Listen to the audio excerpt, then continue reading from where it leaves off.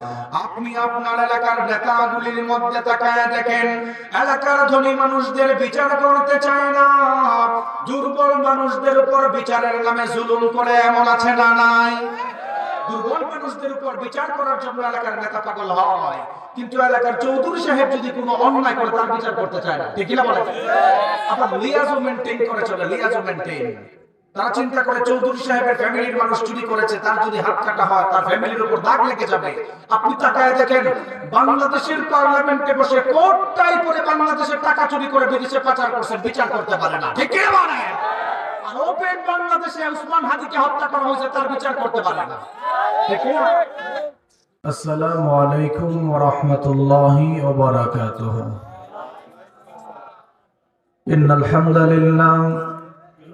ইন্নাল হামদালিল্লাহি নাহমাদুহু ওয়া নাস্তাঈনুহু ওয়া নাস্তাগফিরুহু ওয়া নু'মিনু বিহি ওয়া নাতাওয়াক্কালু আলাইহি ওয়া নাউযু বিল্লাহি মিন শুরুরি আনফুসিনা ومن سيئات أعمالنا من يهده الله فلا مضل له ومن يضلل فلا هادي له فلن تجد له وليا مرشدا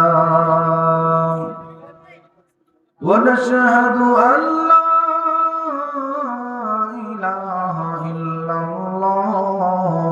وحده لا شريك له والذي لا ضد له ولا ند له لا مثل له ولا مثيل له ولا كفيل له لا شبه له ولا شبيه له لا ولد له ولا والد له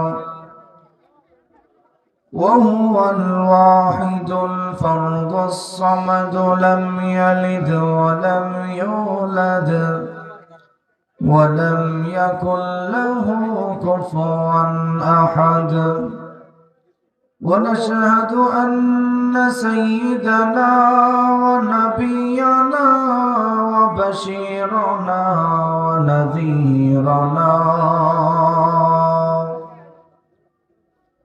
وطبيبنا وطبيب أرواحنا محمدا عبد الله ورسوله أرسله بالحق بشيرا ونذيرا وداعيا إلى الله بإذنه وسراجا منيرا أما بعد فقد قال الله تعالى في كلامه المجيد وفي فرقانه الحميد أعوذ بالله من الشيطان الرجيم بسم الله الرحمن الرحيم يسألك الناس عن الساعة قل إنما علمها عند الله وقال النبي صلى الله عليه وسلم يوشك أن يأتي على الناس زمان لا يبقى من الإسلام إلا اسمه ولا يبقى من القرآن إلا رسمه مساجدهم عامرة وهي خراب من الهدى علماؤهم شر من تحت أديب السماء أو كما قال عليه الصلاة والسلام اللهم صل على محمد وعلى آل محمد كما صليت على إبراهيم وعلى آل إبراهيم إنك حميد مجيد اللهم بارك على محمد وعلى آل محمد كما باركت على إبراهيم وعلى آل إبراهيم إنك حميد مجيد ربي زدني علما ربي زدني علما رب اشرح لي صدري ويسر لي أمري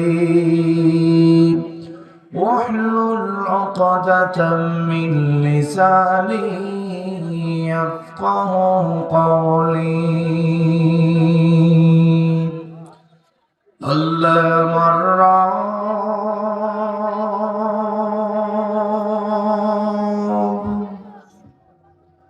এই রবি আমার সব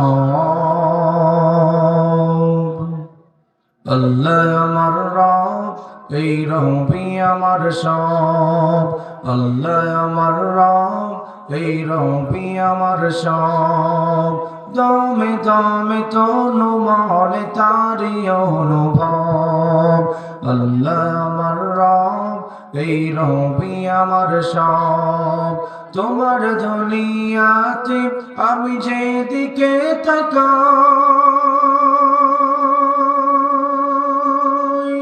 অতই নিয়ামতে ডুবে আছি সবাই তোমার দুনিয়াতে আমি যেদিকে তাকাই অতই নিয়ামতে ডুবে আছি সবাই পাখালির সুরে শুনি তসবি কলরব তসবি কলরব আল্লাহ আমার রব এই রবি আমার সব দমে দমে তনু মনে তারি অনুভব তোমার মদদ পেলে আমি আর না কিছু চাই তোমার প্রেমের রণ আমি কি দিয়ে নিভাই তোমার মদদ পেলে আমি আর না কিছু চাই তোমার প্রেমের রণ আমি কি দিয়ে নিভাই যার রয়েছো তুমি তার নেই যে পরাভব নেই যে পরাভব আল্লাহ আমার রব এই রবি আমার সব দমে দমে তনু মনে তারি অনুভব আল্লাহ আমার রব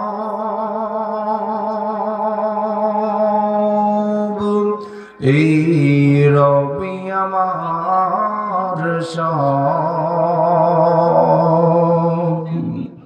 আলহামদুলিল্লাহ দক্ষিণ গোবিন্দি জামে মসজিদের উন্নয়ন কল্পে ও যুব সমাজের উদ্যোগে প্রথম বার্ষিকী তাফসীরুল কোরআন মাহফিলের সম্মানিত সভাপতি সাহেব উপস্থিত আছেন আল্লাহর দিন প্রিয় কোরআন প্রিয় ইসলাম প্রিয় যুবক ভাইরা পর্দার অন্তরালের মা ও বোনেরা আল্লাহ রাব্বুল আলামিন আমাদের যাদেরকে সমস্ত ফিতনা ফাসাদ থেকে বাছাই করে এই তাফসীর প্রোগ্রামে বসিয়েছেন এজন্য আমরা সবাই খুশি না বেজার আরো জোরে বলেন খুশি না বেজার সাউন্ডটা মিষ্টি করেন এই যে আপনার ইলেকট্রিক সাউন্ড যেটা এটা কমান সাউন্ডটা মিষ্টি করেন হ্যাঁ আল্লাহ তাআলা আমাদের যাদেরকে সমস্ত ফিতনা ফাসাদ থেকে বাছাই করে এই তাফসীর প্রোগ্রামে বসিয়েছেন, কোন মানুষ নিজের শক্তিতে এখানে বসতে পারে না।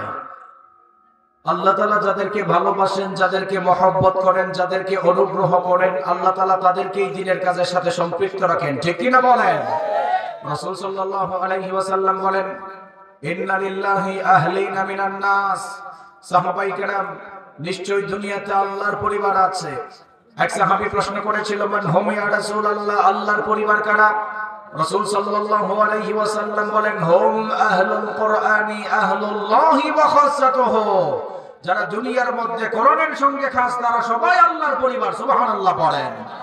এই হাদিস থেকে বোঝা গেল, এই ফিতনার সময় আমরা, ঠান্ডার সময় একটু যেটা হালকা দেন, বেশি দিয়ে নেই, যে চিয়া করে দরকার নাই, তখন ভালো ছিল, ধরাধরি করবেন না, একটা দিয়ে বসে থাকেন। এতক্ষণে আমরা যারা এখানে বসেছি, আল্লাহর অনুগ্রহের কারণে আমরা এখানে বসেছি। ঠিক কিনা বলেন? আল্লাহ তাআলা যাদেরকে মহব্বত করেন, তারাই দ্বীনের কাজের সাথে সম্পৃক্ত থাকেন। কারণ আপনি তাকায় দেখেন, বর্তমান ফিতনার সময়ে আল্লাহ তাআলা কত মানুষ এখনো পর্যন্ত ঘুমের ঘরে বসে আছেন, কত মানুষ এখনো বাজারে বসে আছেন। এরই মধ্যখান দিয়ে আপনাকে আমাকে এখানে বসিয়েছেন, এই জন্য মানুষগুলি আল্লাহর পরিবারে পরিগণিত হয়েছে। সুবহানাল্লাহ বলেন। আল্লাহ তাআলা দুনিয়াতে মানুষদেরকে প্রেরণ করার পর একটি কিতাব দুনিয়ার মানুষদের হেদায়েতের গাইডলাইন হিসেবে প্রেরণ করেছেন। সেই কিতাবটির নাম হলো আল কোরআন। কোন মানুষ যদি দুনিয়ার মধ্যে কোরআন অনুযায়ী চলাফেরা করে, আল্লাহ তাআলা ওই মানুষটার দুনিয়া এবং আখিরাতের সফলতা দান করেন। সুবহানাল্লাহ বলেন। আর কোন মানুষ যদি দুনিয়ার মধ্যে নবী রাসূলের হাদিস পাওয়ার পর, কোরআন পাওয়ার পর কোরআন মানে নাই, তাদের জন্য আল্লাহ জাহান্নামের ফয়সালা করেছেন। আমি আপনাদের সামনে যেই আয়াত তেলাওয়াত করেছি, কোরআনুল কারীমের ৬২৩৬টা আয়াত থেকে একটি আয়াত তেলাওয়াত করেছি। রাসূল সাল্লাল্লাহু আলাইহি ওয়াসাল্লামের হাদিস মুবারক থেকে একটি হাদিস পাঠ করেছি।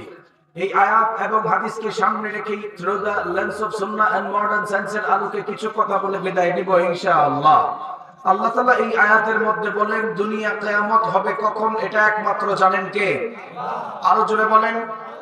দুনিয়ার কোন মানুষ যদি বলে 2026 সালের ফেব্রুয়ারির 26 তারিখ কিয়ামত হবে, এটা আমরা বিশ্বাস করব?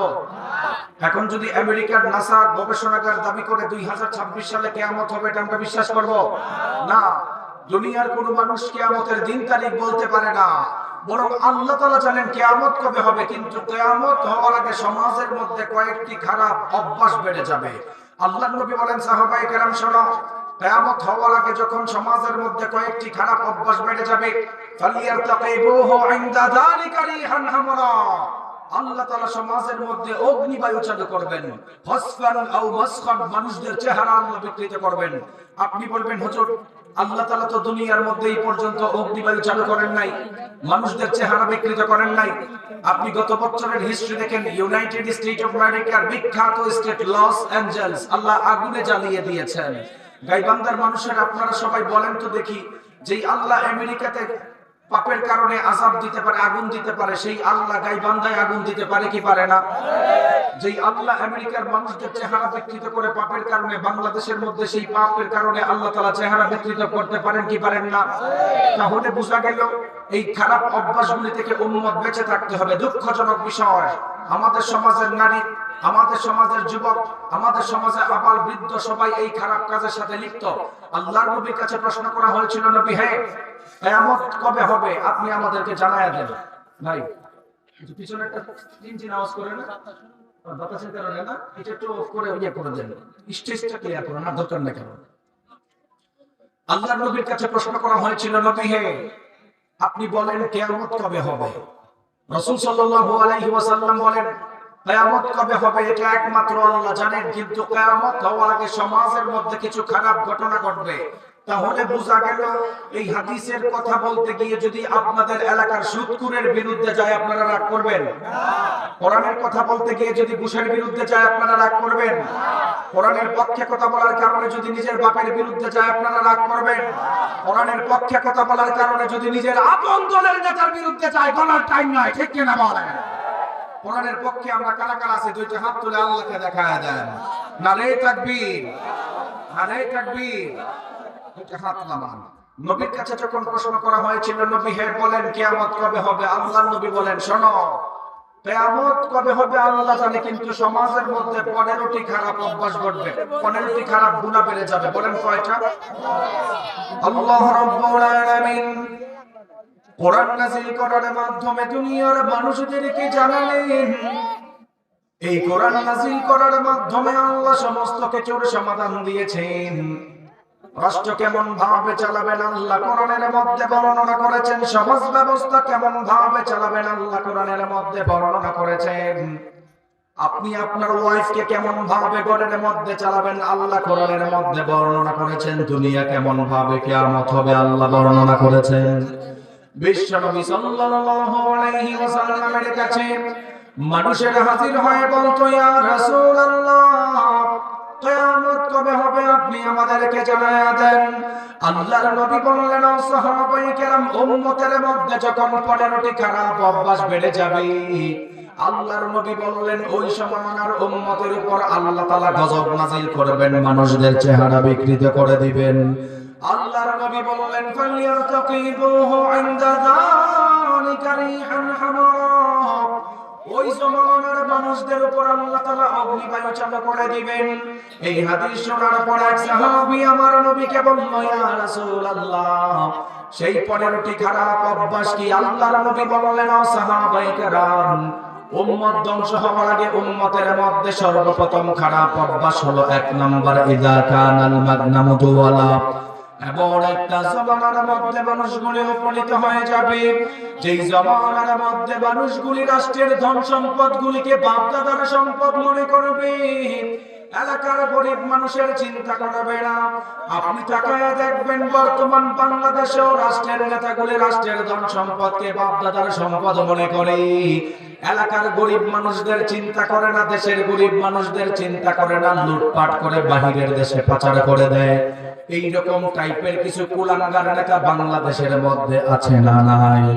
আল্লাহর নবী বললেন, ইযা কানাল মাগনামু ওয়ালা, উম্মত তখন ধ্বংস হয়ে যাবে যখন রাষ্ট্রের বিচার ব্যবস্থা উল্টাপাল্টা হয়ে যাবে। আপনি বলবেন, হুজুর কেমন ভাবে বিচার ব্যবস্থা পাল্টানো হয়ে গেলার কারণে আল্লাহ তাআলা সমাজের মধ্যে গজব নাযিল করে? আমার নবী বললেন, এমন একটা জমানার মধ্যে মানুষ উপনীত হবে, যেই জমানার মধ্যে বিচার করার সময় এলাকার নেতাগুলি এক চোখের মধ্যে তেল আর এক চোখের মধ্যে পানি দিয়ে বিচার করবে। আপনি বলবেন, হুজুর আল্লাহর নবী কিভাবে বর্ণনা করেছেন একটু শোনায় দেন। আল্লাহর নবী বললেন, সেই জমানার মধ্যে মানুষদের উপর ভূমিকম্প বেশি দেওয়া হবে, যেই সমাজের নেতাগুলি ধনী গরিব পার্থক্য করে বিচার করবে। আপনি তাকায় দেখবেন আমাদের সমাজের মধ্যে এমন কিছু নেতা রয়েছে, রাতের অন্ধকারে যদি 10,000 টাকা ঘুষ দেওয়া যায়, পরের দিন সকালবেলা নির্দোষ মানুষ জেলে চলে যায়, দোষী মানুষ এলাকার মধ্যে ঘোরাফেরা করে। এইরকম টাইপের উল্টা পাল্টা বিচার আমাদের বাংলাদেশের মধ্যে বর্তমানে ভরে গিয়েছে। আল্লাহর নবী এই কারণে বলেছেন, আমার নবী বললেন, সাহাবায়ে কেরাম শোনো, উম্মত ধ্বংস হওয়ার 2টা অন্যতম কারণ হলো, বুখারীর বর্ণনায় এসেছেন, আহাম্মাতুহুমুল মারআতুল মাখজুমিয়াতুল্লাতী সারাকাত। আল্লাহর নবীর জামানায় উচ্চ ফ্যামিলির একজন মহিলা চুরি করেছিল। ওই এলাকার মানুষ চিন্তায় পড়ে গেল, উচ্চ ফ্যামিলির মানুষ তো উচ্চ ফ্যামিলির মহিলা চুরি করেছে, তার যদি বিচার করা হয় তাহলে তো তার ফ্যামিলির উপর দাগ লেগে যাবে, তার বিচার করা যাবে না, তার বিচার করা যাবে না। আপনি আপনার এলাকার নেতাগুলির মধ্যে তাকায় দেখেন, এলাকার ধনী মানুষদের বিচার করতে চায় না, দুর্বল মানুষদের উপর বিচারের নামে জুলুম করে, এমন আছে না নাই? দুর্বল মানুষদের উপর বিচার করার জন্য এলাকার নেতা পাগল হয়, কিন্তু এলাকার চৌধুরী সাহেব যদি কোনো অন্যায় করে তার বিচার করতে চায় না। ঠিক কি না বলেন? আপনার লিয়াজও মেইনটেইন করে চলে, লিয়াজও মেইনটেইন। তারা চিন্তা করে চৌধুরী সাহেবের ফ্যামিলির মানুষ চুরি করেছে, তার যদি হাত কাটা হয় তার ফ্যামিলির উপর দাগ লেগে যাবে। আপনি তাকায় দেখেন, বাংলাদেশের পার্লামেন্টে বসে কোটটাই পরে বাংলাদেশের টাকা চুরি করে বিদেশে পাচার করছেন, বিচার করতে পারে না। ঠিক কি না বলেন? আর ওপেন বাংলাদেশে উসমান হাদিকে হত্যা করা হয়েছে, তার বিচার করতে পারে না। ঠিক কি না?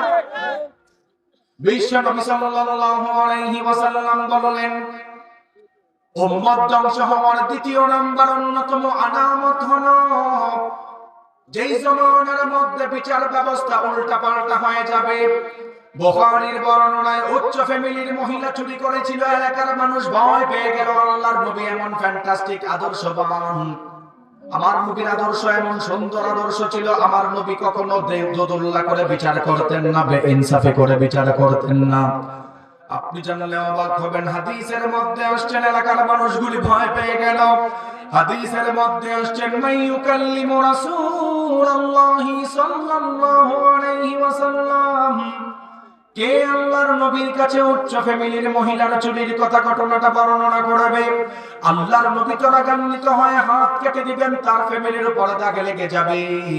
হাদিসের মধ্যে আসছেন আল্লাহর নবী ওই জামানার মধ্যে সবচাইতে বেশি ভালোবাসতেন একজন সাহাবী, যার নাম হলো উসামা ইবনে যায়েদ রাদিয়াল্লাহু তাআলা আনহু। এলাকার মানুষ উসামা ইবনে যায়েদ রাদিয়াল্লাহু তাআলা আনহুর কাছে মানুষদের বিচার নিয়ে হাজির হতো। হাদিসের মধ্যে আসছেন ওয়া মাইয়াজতারিউ আলাইহি ইল্লা উসামা ইবনে যায়েদ হিব্বু রাসূলিল্লাহ। ওই জমানার মানুষেরা উসামা রাদিয়াল্লাহু তাআলা আনহুর কাছে চলে গেল, ও উসামা উচ্চ ফ্যামিলির মহিলা চুরি করেছে, নবীর কাছে একটু বিচারটা কমায়া করা যায় কিনা তুমি একটু বলো তো দেখি। গাইবান্দার যুবক ভাইরা, আপনারা সবাই আমার সাথে বলেন তো দেখি, আমার নবী কি কখনো বেইনসাফি ভাবে বিচার করতেন নাকি? হ্যাঁ, নবী কখনো বেইনসাফি বিচার করতেন? আপনাদের এলাকায় এরকম কিছু টাইপের মানুষ আছে দেখবেন, অন্যায় করার পরে রাতের বেলা নেতার সাথে লিয়াজো মেইনটেইন করতে চায়। নবীর কাছে ওই সাহাবী লিয়াজো মেইনটেইন করতে যান নাই, এলাকার মানুষের কথা নিয়ে গেছেন, ইয়া রাসূলুল্লাহ। এলাকার মানুষ বলতেছেন সে তো চুরি করেছে, তার যদি হাত কাটা হয় তাহলে তো তার ফ্যামিলিতে দাগ লেগে যাবে, আপনি কি করবেন? আচ্ছা সবাই বলেন তো দেখি, নবী কি ওই মানুষটা ধনী হওয়ার কারণে ছেড়ে দিবে? আরো জোরে বলেন। উসামা ইবনে যায়েদ রাদিয়াল্লাহু তাআলা আনহু যখন আমার নবীর কাছে হাজির হয়ে গেল, হাদিসের মধ্যে আসছেন ফাকাল্লামা রাসূলুল্লাহি সাল্লাল্লাহু আলাইহি ওয়াসাল্লাম। আমার নবী উসামা রাদিয়াল্লাহু তাআলা আনহুর কথা শোনার পর রাগান্বিত হয়ে গেল। আল্লাহর নবী বললেন আতাশফাউ ফি হাদ্দিন মিন হুদুদিল্লাহ, আল্লাহর আইনের ব্যাপারে কি আমার কাছে সুপারিশ করতে আসছো নাকি? আপনি জানলে অবাক হবেন, রাহমাতুল লিল আলামিন নবী কেমন ইনসাফওয়ালা নবী, রাহমাতুল লিল আলামিন নবীর আদর্শ কেমন ফ্যান্টাস্টিক আদর্শ ছিল। উসামা ইবনে যায়েদ রাদিয়াল্লাহু তাআলা আনহুর কথা শোনার পর আল্লাহর নবী রাগান্বিত হয়ে দাঁড়ায় গেলেন, কমা ফাখাতাবা, বক্তব্য দেওয়া শুরু করলো। আল্লাহর নবী বললেন আইয়ুহান নাস, এলাকার মানুষ শোনো, ইন্নামা দাল্লা মান কানা ক্বাবলাকুম, তোমাদের পূর্বের মানুষগুলি ধ্বংস হওয়ার অন্যতম কারণ হলো ইযা সারাকা শরীফু তারাকুহু, যখন উচ্চ ফ্যামিলির মানুষ চুরি করত তাদেরকে ছেড়ে দিত। ওয়া ইযা সারাকা যায়ীফু ফীহিম আকামু আলাইহিল হাদ্দ, আল্লাহর নবী বললেন ও সাহাবায়ে কেরাম, মানুষ ধ্বংস হওয়ার দ্বিতীয় নাম্বার কারণ হলো যখন দুর্বল ফ্যামিলির মানুষ অন্যায় করত, বিচারের নামে দুর্বলদের উপর জুলুম করত, বিচারের নামে মানুষদের উপর নেতাগুলি জুলুম করত। আল্লাহর নবী এই কথা বলে সেদিন দাঁড়ানো অবস্থা থেকে বসেন নাই। বুখারীর বর্ণনায় এসেছে, আমার নবী কসম খেয়ে বললেন ওয়াইমুল্লাহ, আল্লাহর কসম, লাউ আন্না ফাতিমাতা বিনত মুহাম্মাদিন সাল্লাল্লাহু আলাইহি ওয়াসাল্লাম, ও এলাকার মানুষেরা, আমি নবীর মেয়েও যদি ফাতেমা চুরি করতো, এলাকার মানুষ বিচার নিয়ে আসতো, সারাকা লাকাতা মুহাম্মাদুন ইয়াদাহা, আমি নবী দ্বিধা দ্বন্দ্ব ছাড়াই আমি নবীর মেয়ে ফাতেমার হাতটাও কেটে দিতাম। তাহলে বোঝা গেল এলাকার মধ্যে গজব আসার মূল কারণ হলো এলাকার চুর বাটপার নেতাগুলি। জুড়ে বলেন ঠিক কিনা? আমার নবীর কাছে সাহাবায়ে কেরাম প্রশ্ন করলো, ইয়া রাসূলুল্লাহ, উম্মত ধ্বংস হওয়ার তৃতীয় নাম্বার আলামত কি? আল্লাহর নবী বললেন ওয়াল আমানাতু মাগনামা, এমন একটা জমানার মধ্যে মানুষগুলি উপনীত হয়ে যাবে যেই জমানার মধ্যে মানুষ আমানতের খেয়ানত করা শুরু করে দিবে, আমানতের খেয়ানত করা শুরু করে দিবে। আপনি তাকায় দেখেন না, আপনার দেশের মধ্যেও আমানতদারিকে মানুষ এখন বিশ্বাস করতে চায় না। আমানতের খেয়ানত আপনাদের গাইবান্দার মধ্যে আছে না নাই? আল্লাহর নবী বললেন শেষ জামানার মানুষেরা কথায় কথায় মিথ্যা বলবে, কথায় কথায় মিথ্যা বলার কারণে মানুষগুলি সত্য মিথ্যা যাচাই করতে পারবে না। আল্লাহর নবী বললেন সায়াতি আলান নাসি সানাওয়াতুন খাদ্দাআত, এমন একটা জমানার মধ্যে মানুষগুলি উপনীত হয়ে যাবে যেই জমানার মধ্যে ইউসাদ্দাকু ফীহাল কাযিব ওয়া ইউকাযযাবু ফীহাস সাদিক ওয়া ইউতামানু ফীহাল খাইন ওয়া ইউখাওয়ানু ফীহাল আমিন। আল্লাহর নবী বললেন ও সাহাবায়ে কেরাম, শেষ জমানার মানুষেরা ধোঁকাবাজির মধ্যে পড়ে যাবে, ইলেকট্রিক মিডিয়ার ধোঁকাবাজির মধ্যে পড়ে যাবে। আল্লাহর নবী বললেন ইউসাদ্দাকু ফীহাল কাযিব, সত্য মিথ্যা যাচাই করতে পারবে না, ইউকাযযাবু ফীহাস সাদিক। আল্লাহর নবী বললেন ও সাহাবায়ে কেরাম, সত্যবাদীদেরকে মানুষ মিথ্যাবাদী মনে করবে, মিথ্যাবাদীদেরকে মানুষ সত্যবাদী মনে করবে। আপনি তাকায় দেখেন, ইলেকট্রিক মিডিয়ার ফাঁদে পড়ার কারণে এখন মানুষ সত্য মিথ্যা যাচাই করতে পারে না, কোনটা সত্য আর কোনটা মিথ্যা বর্তমান মানুষ পার্থক্য করতে পারে না। এই রকম ভুয়া নিউজের কারণে বহু মানুষের জীবন এখন বর্তমানে বিপন্নে পড়ে আছে। আল্লাহর নবী বললেন সায়াতি আলান নাসি সানাওয়াতুন খাদ্দাআত, ধোঁকাবাজির জমানার কথা আল্লাহ বলেছেন। ধোঁকাবাজির জমানা আল্লাহর নবী বলেন। শোনেন, টেকনোলজি উন্নত হওয়ার কারণে মানুষ ধোঁকাবাজিতে পড়বে। নবী 1450 বছর আগে কথা বলছেন। বিশ্ববিদ্যালয়ে থাকা অবস্থায় ইকোনমিক সায়েন্স ডিপার্টমেন্টে যখন আমরা অনার্স করি, মাস্টার্স করা অবস্থায়, সেখানে আমি আল খালিক ওয়া ইলমুল কাউনিয়াত, স্রষ্টা ও সৃষ্টি তত্ত্বের উপর থিসিস লিখেছি।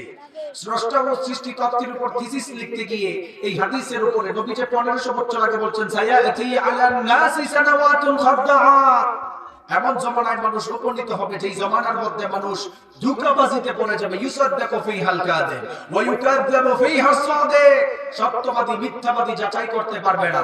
আপনি তাকায় দেখেন, বাংলাদেশে বহু এরকম নিউজ আছে যেটা কোনটা সত্য কোনটা মিথ্যা মানুষ আর এখন ধরতে পারে না, ঠিক কিনা বলেন? তার অন্যতম উদাহরণ দেই, ভালো করে শুনেন। এই আধুনিক জমানায় টেকনোলজি উন্নত হওয়ার পিছনে, টেকনোলজি উন্নত হওয়ার কারণে সবচাইতে বড় ফাঁদ হচ্ছে AI, artificial intelligence. AI, artificial intelligence সর্বপ্রথম 1950 সালে জন ম্যাকার্থি, অ্যালান টুরিং দুইজন তৈরি করেছেন। 1970 সালে ইন্টারনেটের পাওয়ার কম থাকার কারণে এআই এর টুলস বন্ধ হয়ে গিয়েছিল। 2013 থেকে 14 সালের থেকে সারা পৃথিবীকে গ্রাস করেছেন। মুরব্বী চাচারা, আপনারা এআই সম্পর্কে আপনারা বুঝবেন না। বর্তমান জমানার ইন্টারনেট উন্নত হওয়ার কারণে, টেকনোলজি উন্নত হওয়ার কারণে এমন কিছু টুলস বের হয়েছে। আপনারা বর্তমানে এখন দক্ষিণ গোবিন্দি জামে মসজিদে ওয়াজ শুনতেছেন, মোবাইল দিয়ে আপনার ভিডিও বানানো সম্ভব। এমন ভিডিও এই টাইমে আপনি গাইবান্ধাতে বোমা হামলা করছেন, নাউজুবিল্লাহ করবেন না? মোবাইল দিয়ে আপনাকে এটা বানানো সম্ভব যে আপনি কেন ওয়াজ শুনতেছেন, এখানে না, আপনার হুবহু আপনার মতো একটা মানুষ বানায় ভিডিও বানাবে, আপনি গাইবান্ধাতে বোমা মারছেন। আসলে কিন্তু এটা করেন না। কিন্তু এলাকার মানুষ এই নিউজ যখন আন্তর্জাতিক চ্যানেলে যাবে, চ্যানেলে যাওয়ার পর তারা একটু অবাক হবে, আরে আমার এলাকার সলিমুল্লাহ সাহেব 5 ওয়াক্ত নামাজ পড়তো, সে নাকি বোমাবাজি করে। এরকম ভাবে মানুষদেরকে ফাঁসায় কি ফাঁসায় না? এর অন্যতম জ্বলন্ত উদাহরণ দেই। গত 3 মাস আগে গাজীপুরের এক 13 বছরের মেয়ে আত্মহত্যা করেছেন। কি কারণে আত্মহত্যা করেছেন? এআই এর মাধ্যমে, আর্টিফিশিয়াল ইন্টেলিজেন্সের মাধ্যমে তার ভিডিও বানিয়েছেন, খারাপ ভিডিও। যেই ভিডিও বানানোর কারণে এলাকার মানুষ তারা অ্যাকসেপ্ট করে না, খারাপ ভিডিও। মানে তার ভাই এই ভিডিও দেখার পরে বলতেছেন তোর মতো বোন থাকার দরকার নাই, মা এইরকম ভিডিও পাওয়ার পর বলতেছেন তোমার মতো মেয়ে আমার দরকার নাই। সবাই তাকে ভুল বোঝা শুরু করেছে। মেয়েটা বলেছিল, মা, বাবা, ভাই, আমার দ্বারা এই খারাপ কাজ হয় নাই, কেউ আমাকে ফাঁসানোর জন্য এই কাজ করতেছেন। আপনি জানলে অবাক হবেন, এলাকার মানুষ তাকে যখন ভুল বোঝা শুরু করেছে, মেয়েটা আত্মহত্যা করেছিল। গত মাসে রিপোর্ট আসছে, যেই ভিডিওর ভিত্তিতে মানুষরা তাকে ভুল বুঝেছিল, সেই ভিডিওটা একটা ইন্টারনেটের কল্যাণে এআই এর মাধ্যমে বানানো। নাউজুবিল্লাহ পড়বেন না? আপনারা ভালো করে শুনেন, আপনাদের মা বোন যারা আছেন, আপনারা ওয়াজ শুনেন। আমি মুফতি সিফাত জামিল এই গোবিন্দি এলাকার মধ্যে বলে যাই, আপনাদের দক্ষিণ গোবিন্দিতে বলে যাই, আর 2 থেকে 3 বছর দেখেন নবীর 1500 বছর আগের হাদিস কেমন ভাবে বাস্তবায়ন হয়। আর 2 থেকে 3 বছর আপনারা যারা বিশেষ করে টিকটক করেন, মা বোন আছেন, বিশেষ করে আপনাদেরকে সতর্ক করি, টেকনোলজি উন্নত হওয়ার কারণে এমন দিন আসতেছেন, আপনার চেহারা ইউজ করে খারাপ ভিডিও বানায় 24 ঘন্টায় আপনাকে ব্ল্যাকমেইল করবেন, কিছু করতে পারবেন না, ঠিক কিনা বলেন? বিশ্ব নবী সাল্লাল্লাহু আলাইহি ওয়াসাল্লাম বললেন, সায়াতি আলান নাসি সানাওয়াতুন খাদ্দাআত, এমন একটা জমানার মধ্যে মানুষগুলি উপনীত হয়ে যাবে যেই জমানার মধ্যে ইউসাদ্দাকু ফীহাল কাযিব ওয়া ইউকাযযাবু ফীহাস সাদিক ওয়া ইউতামানু ফীহাল খাইন ওয়া ইউখাওয়ানু ফীহাল আমিন। আল্লাহর নবী বললেন সত্যবাদী মিথ্যাবাদী যাচাই করতে পারবে না। আপনি তাকায় দেখেন হলুদ মিডিয়াগুলি এমন ভাবে কুলাঙ্গারের মতো কাজ করা শুরু করেছেন, নায়ক নায়িকাদের ব্যাপারে সুপারস্টার লিখতে তাদের কোনো কিপটামি নাই, কিন্তু ওলামায়ে কেরামদের ব্যাপারে জঙ্গিবাদ বলার ক্ষেত্রে সবার আগে হলুদ মিডিয়ারাই লেখে। জুড়ে বলেন ঠিক না? হলুদ মিডিয়াগুলো নায়ক নায়িকা কোন 3 তারকা হোটেলে গেল এটা নিউজ করে, কোন নায়িকা আজকে মেকআপ করলো এটা নিউজ করে, কিন্তু ওলামায়ে কেরামদেরকে জঙ্গি লেখার আগে এই মিডিয়া সবার আগে লিখে দেয়। ঠিক কি না বলেন? এই হলুদ মিডিয়ার কারণে সমাজের মানুষ ইলেকট্রিক মিডিয়ার তত্ত্বে ফেসে যাবে। নবীর 1500 বছর আগের হাদিস। এরপরে এক সাহাবী আমার নবীর কাছে হাজির হয়ে গেল। হাজির হয়ে প্রশ্ন করলো, ইয়া রাসূলুল্লাহ, উম্মত ধ্বংস হওয়ার 3য় নাম্বার আলামত কি? আল্লাহর নবী বললেন, ওয়াজ যাকাতু মাগরামা, এমন একটা জমানার মধ্যে মানুষগুলি উপনীত হয়ে যাবে যেই জমানার মানুষেরা যাকাতকে জরিমানা মনে করবে, যাকাতকে জরিমানা মনে করবে। আপনাদের এলাকায় তাকায়া দেখবেন কিছু কিছু উচ্চ ফ্যামিলির মানুষদের উপর যখন যাকাত ফরজ হয়, 5 লাখ টাকা যাকাত ফরজ হলে 3 লক্ষ টাকার যাকাত দেয়, 2 লক্ষ টাকা ব্যাংকে নিজের মতো সেভ করে। এইরকম কুলাঙ্গার মুসল্লি আছে না নাই? আল্লাহর নবী বললেন মানুষরা জান্নাতে যাওয়ার জন্য যাকাত দেওয়া প্রয়োজন। আল্লাহর নবী বললেন মানুষেরা যখন যাকাত দিবে না, যাকাত নিয়ে সমাজের মধ্যে ভণ্ডামি শুরু করবেন, আল্লাহর নবী বললেন ওই মানুষদের উপর গজব দেওয়া শুরু করবে। কেমন গজব? আল্লাহর নবী বললেন, ফালিয়ারতাকিবুহু ইনদা যালিকা রিহান হামারা খাসফান আও মাসখান, মানুষদের চেহারা বিকৃত করে দিবেন, সমাজের মধ্যে ভূমিকম্প বেশি বেশি আসবেন।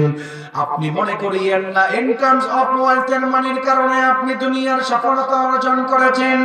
আপনি জানলে অবাক হবেন, আমার আল্লাহ দুনিয়ার মানুষদেরকে জানালেন টাকা পয়সা দেওয়ার মাধ্যমে আল্লাহ পরীক্ষা করেন, ধন সম্পদ দেওয়ার মাধ্যমে আল্লাহ মানুষদেরকে পরীক্ষা করেন। সন্তান বেশি হলে যে আপনি মানুষদের উপর জুলুম করা শুরু করেন, ভালো করে শুনেন, সন্তান বেশি দেওয়ার মাধ্যমে আল্লাহ পরীক্ষা করে। কোন মানুষদেরকে দরিদ্র বানায় আল্লাহ, কোন মানুষদেরকে পরীক্ষা করে খোদা দেওয়ার মাধ্যমে আল্লাহ পরীক্ষা করে।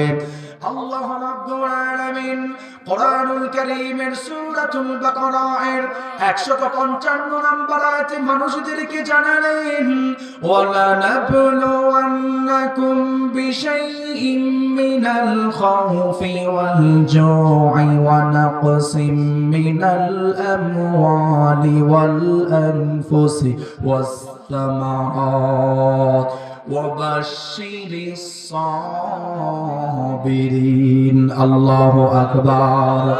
আল্লাহ রাব্বুল আলামিন আরো সুন্দর করে জানিয়ে দিল, ধন সম্পদ দেওয়ার মাধ্যমে আল্লাহ পরীক্ষা করে। সমাজের মধ্যে আপনার ধন সম্পদ হয়ে গেলে আপনি মানুষদের সঙ্গে অহংকারী করা যাবে না, অর্থাৎ বুঝা গেল যাকাত ফরজ হওয়ার কারণে যাকাত দিতে হবে। আপনি জানলে অবাক হবেন, আমাদের সমাজের অধিকাংশ মানুষ রয়েছে ঠিক মতো যাকাত দিতে চায় না। যাকাতের শাড়ির নামে আপনাদের এলাকার মধ্যে ভণ্ডামি আছে না নাই? বহু ভণ্ডামি বাংলাদেশে এইরকম। 5 লক্ষ টাকা যাকাত আসার পরে 3 লক্ষ টাকার যাকাত দেয়, 2 লক্ষ টাকার নিজস্ব স্টাইল অনুযায়ী, স্ট্রাকচার অনুযায়ী ব্যাংকে বলো। মনে রাখবা, মুনাফিক হয়ে কবরে যাওয়া ছাড়া কোনো উপায় নাই। ঠিক কিনা বলেন? আবার কিছু কিছু আপনাদের এলাকায় এরকম কুলাঙ্গার থাকতে পারে, আমি তাদেরকে সরাসরি কুলাঙ্গার বলি, যাদের যাকাত ফরজ হওয়ার পরে যাকাত নিয়ে তামাশা করে। এর মিনিং কি? যাকাতের তামাশা, ওনারা যাকাতের শাড়ি কিনে মাইকিং করে, অমুক মাসের অমুক তারিখে চৌধুরী সাহেবের বাড়িতে যাকাতের লুঙ্গি, শাড়ি, পাঞ্জাবি দেওয়া হবে, যার যার দরকার নিয়ে আসবেন। আছে না এরকম কুলাঙ্গার? আমি এদেরকে সরাসরি কুলাঙ্গার বলি। কেন? যাকাত দেওয়ার সিস্টেম, স্ট্রাকচার এরকম না। যাকাত দেওয়ার সিস্টেম, মনে করেন আপনার একজনের 2 লক্ষ টাকা ফরজ হয়েছে যাকাত, আপনি 2 লক্ষ টাকা দিয়ে আপনি 2টা অটো কিনেন, কিনে 2টা গরিব ছেলেকে দেন, যারা খেতে পারে না, কাজ করতে পারে না, অটো কিনে দেন। আচ্ছা বলেন তো দেখি, অটো চালায়া প্রত্যেকদিন 1000 টাকা ইনকাম করা সম্ভব না? হ্যাঁ, আপনাদের এলাকায় সম্ভব না? আপনি জানেন না? আপনি কোন জমানায় বাস করেন বলেন? আপনি কি আমেরিকা থেকে করছেন এখানে? হ্যাঁ, সম্ভব। আপনি জানেন, উনি জানেন, উনি আমেরিকা থেকে আসছে এখন। তো 1000 টাকা ইনকাম করা সম্ভব। আপনি যখন যাকাতের টাকা দিয়ে অটো কিনে দিবেন, আচ্ছা বলেন তো দেখি এই ফ্যামিলি আর আগামী বছর যাকাত পাওয়া লাগবে? তাহলে বোঝা গেল আপনার নিজস্ব খাসিলত, আমার নিজস্ব খাসিলতের কারণেই মুসলমানরা গরিব, ঠিক কিনা বলেন? আমরা চাই নিজেকে জাহির করার জন্য 500 টাকা 200 টাকা করে শাড়ি দিয়ে নিজেকে জাহির করা, চৌধুরী সাহেব, মিয়া সাহেব, খান সাহেব, অথচ ইসলামের বিধান এটা নয়। ইসলামের বিধান আপনি একটা মানুষকে ডেভেলপ করেন। যাকাতের সিস্টেম হচ্ছে মানুষদেরকে ডেভেলপ করা, আর আমাদের সমাজের যাকাতের সিস্টেম হচ্ছে মানুষকে আর গরিব বানায় পিছনে পিছনে লেলানো, ঠিক কিনা বলেন? বিশ্বনবী সাল্লাল্লাহু আলাইহি ওয়াসাল্লাম বললেন, উম্মত ধ্বংস হওয়ার অন্যতম একটা আলামত হলো ওয়াযাকাতু মাগরাবা, মানুষগুলি যাকাতকে জরিমানা মনে করবে, ঠিক মতো যাকাত দিতে চাইবে না। এরপরে যখন সাহাবায়ে কেরাম আমার নবীকে বলল, ইয়া রাসূলুল্লাহ, মানুষ ধ্বংস হওয়ার অন্যতম আলামত কি? আল্লাহর নবী বললেন, ও সাহাবায়ে কেরাম, শেষ জামানার মানুষ ধ্বংস হওয়ার পিছনে অন্যতম কারণ হলো তারা জাদুবিদ্যার সাথে সম্পৃক্ত থাকবে। আপনি তাকায় দেখবেন বাংলাদেশের অধিকাংশ মানুষ এখন জাদুগ্রস্তে আছে না নাই? জাদুবিদ্যা আপনাদের এলাকায় নাই?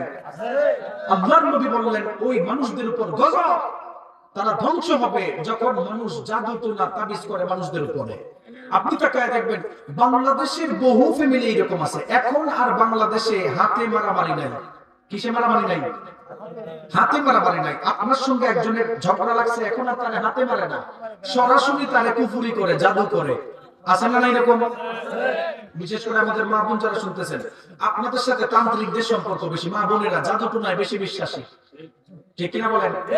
আবার কিছু কিছু যুবক আছে, তোমরাও জাদু টোনায় বিশ্বাসী। এক মায়ের পছন্দ হয়েছে, তার বিয়া দেয় না, এর মারেও তাবিজ করে, এরও তাবিজ করে। আছে না এরকম? হ্যাঁ, এটা কমন করছে, বোঝা গেছে। হ্যাঁ, আল্লাহর গজব তাদের উপর। নবী বলছেন ওই মানুষরা কখনো আরশের ছায়ার নিচে কখনো ঠাঁই পাবে না যারা জাদু করে। জাদুর সিস্টেমটা শুনেন, মানুষের উন্নত দেখলে এখন তাবিজ করে দেয়, জাদু করে দেয়। ইসলামে রুকিয়াতুশ শারঈয়া জায়েজ, কিন্তু আমাদের সমাজের তান্ত্রিকরা যেটা করে টোটালি হারাম, এটা কুফরি। তান্ত্রিকরা কি করে ভালো করে শুনেন, হাতের নখ, শরীরের চুল, কাপড়ের টুকরা দিয়ে তাবিজ করা টোটালি হারাম। এটা ভালো করে জেনে রাখেন। যারা তান্ত্রিকের কাছে যান তাদের ঈমান থাকবে না, যারা তান্ত্রিকের কাছে যান তার ঈমান থাকবে না। ভালো করে শুনেন, হাতের নখ, শরীরের চুল, কাপড়ের অংশ দিয়ে যারা তাবিজ করে বা আপনারা করেন মানুষকে পাগল বানানোর জন্য, শিং মাছের তাবিজ আছে না নাই? আরে বাপ রে বাপ, নতুন পুরাতন খাল শেষ করলে দেখা যায় শিং মাছের গলায় তাবিজ পেঁচানো, কবুতরের গলায় তাবিজ পেঁচানো। মানুষদেরকে কিভাবে ফ্যামিলিকে এখন ধ্বংস করতেছে মানুষ। আল্লাহ নবী বলেন ওই জমানার মানুষদের চেহারা আল্লাহ বিকৃত করে দিবেন, চেহারা বিকৃত করবেন। কিন্তু আপনি যখন সত্যিকারের একজন আলেম যিনি রুকিয়া করতে পারে, কোরআন দিয়ে আল্লাহর কাছে পানা চাওয়া এটা জায়েজ। কোরআন দিয়ে আল্লাহর কাছে পানা চাওয়া কি জায়েজ, কিন্তু তান্ত্রিকের কাছে গিয়ে তাবিজ করা, কাপড় দিয়ে, নখ দিয়ে এগুলা করা টোটালি হারাম। বিশ্বনবী সাল্লাল্লাহু আলাইহি ওয়াসাল্লাম বললেন, উম্মত ধ্বংস হওয়ার চতুর্থ নাম্বার অন্যতম আলামত হলো মানুষরা যখন জাদুবিদ্যা শিক্ষা নিয়ে ব্যবস্থা শুরু করে দিবে। আপনি জানলে অবাক হবেন, আমাদের সমাজের মানুষ এখন জাদুদের মধ্যে বিশ্বাসী। কিছু হলেই মানুষদেরকে জাদু করে ধ্বংস করে দেয়, কিছু হলেই জাদু করে মানুষদের ফ্যামিলিকে পুরো পাগল বানায়া দেয়। আল্লাহর নবী বললেন ওই মানুষদের উপর 24 ঘন্টায় আল্লাহর লানত, নবীর লানত। সাহাবায়ে কেরাম আমার নবীকে বলল, ইয়া রাসূলুল্লাহ, উম্মত ধ্বংস হওয়ার পঞ্চম নাম্বার আলামত কি? আল্লাহর নবী বললেন, ওয়ারতাফাতিল আসওয়াতু ফিল মাসাজিদ, এমন একটা জমানার মধ্যে মানুষগুলি উপনীত হয়ে যাবে যেই জমানার মসজিদের মধ্যে হাঙ্গামা শুরু হয়ে যাবে, মসজিদের মধ্যে উচ্চ আওয়াজে কথা হবে। আপনি বলবেন, হুজুর মসজিদ তো ইবাদত করার জায়গা, মসজিদ তো হাঙ্গামা করার জায়গায় নয়। আল্লাহর নবী কি কথা বললেন? আমার নবী বললেন, উলুন আহলুল ফিসকি ফিল মাসাজিদ, এমন একটা জমানার মধ্যে মানুষ উপনীত হয়ে যাবে যেই জমানার মসজিদ কমিটি হবে এলাকার সুদখোর এবং ঘুষখোর। এমন আছে না নাই? অধিকাংশ মসজিদ কমিটি সুদখোর এবং ঘুষখোর যখন হবে, ওই জমানার মানুষদের উপর গজব আসবে। মসজিদের কমিটি সুদখোর আছে না নাই? দুঃখজনক বিষয়, আমাদের মসজিদে, আমাদের বাংলাদেশের অধিকাংশ মসজিদ কমিটি এলাকার টেন্ডার বাস, এলাকার নারী বাস, এলাকার পরকীয়া বাস, এলাকার সুদখোর, এলাকার ঘুষখোর, এলাকার জালেম প্রভাবশালীরা মসজিদ কমিটির সভাপতি হয়, ঠিক কি না বলেন? আবার কিছু কিছু ওলামায়ে কেরাম আছে মসজিদের তাবেদারি করতে গিয়ে, মসজিদ কমিটির তাবেদারি করতে গিয়ে, মসজিদ কমিটির এতাত করতে গিয়ে সুদের কথা মসজিদের মিম্বরে বলতে পারে না। বিশ্বনবী সাল্লাল্লাহু আলাইহি ওয়াসাল্লাম বলেন, ইউশিকু আইয়াতিয়া আলান নাসি জামান, এমন একটা জমানার মধ্যে মানুষ উপনীত হয়ে যাবে যেই জমানার মধ্যে লা ইয়াবকা মিনাল ইসলামি ইল্লা ইসমুহু, ইসলাম শুধু নামে থাকবে, কাজে থাকবে না। আপনি তাকায় দেখেন আপনার বাংলাদেশের মধ্যে শুধু ইসলাম নামে আছে, ইসলাম কাজে এখন খুঁজে পাওয়া যায় না। ওয়ালা ইয়াবকা মিনাল কুরআনি ইল্লা ইসমুহু, কোরআনটা শুধু অক্ষরেই থাকবে, মানুষগুলি কোরআন পড়তে চাইবে না। আল্লাহর নবী বললেন, মাসাজিদুহুম আমিরাতুন ওয়া হিয়া খারাবুম মিনাল হুদা, শেষ জমানার মসজিদগুলি হেদায়েত শূন্য হয়ে যাবে, শেষ জমানার মসজিদের বিল্ডিং সুন্দর হবে, চাকচিক্যময় হবে, কিন্তু ওয়াহিয়া খারাবুম মিনাল হুদা, মসজিদ হেদায়েত শূন্য হয়ে যাবে। আপনি বলবেন, হুজুর হেদায়েত শূন্য কিভাবে হয়? আল্লাহর নবী বললেন, ও সাহাবায়ে কেরাম ভালো করে শুনে নাও, শেষ জমানার মসজিদগুলি দেখতে অনেক সুন্দর হবে, মসজিদের ভিতরের মুসল্লিদের ঈমান সুন্দর হবে না। আপনি তাকায় দেখবেন বাংলাদেশের অধিকাংশ মসজিদের প্রথম কাতারের মুসল্লি নামাজ পড়তে পড়তে কপালে দাগ ফেলে দিয়েছে। মসজিদ থেকে বের হওয়ার পরে এলাকার মধ্যে সবার আগে সুদের কারবারি করে এইরকম মুসল্লি আছে না নাই? আল্লাহর নবী বললেন, ও সাহাবায়ে কেরাম শোনো, এমন কিছু উলামায়ে কেরাম সমাজের মধ্যে বের হয়ে যাবে, উলামাউহুম শাররুম মান তাহতা আদিবিস সামা, আসমান এবং জমিনের মধ্যখানে সবচাইতে নিকৃষ্ট হবে। তাকায় দেখবেন কিছু কিছু আলেম ও সমাজের মধ্যে এমন রয়েছে, মসজিদের কমিটি সুদখোর হওয়ার কারণে ওই মসজিদের জীবনেও সুদের ওয়াজ হয় না, এমন আছে না নাই?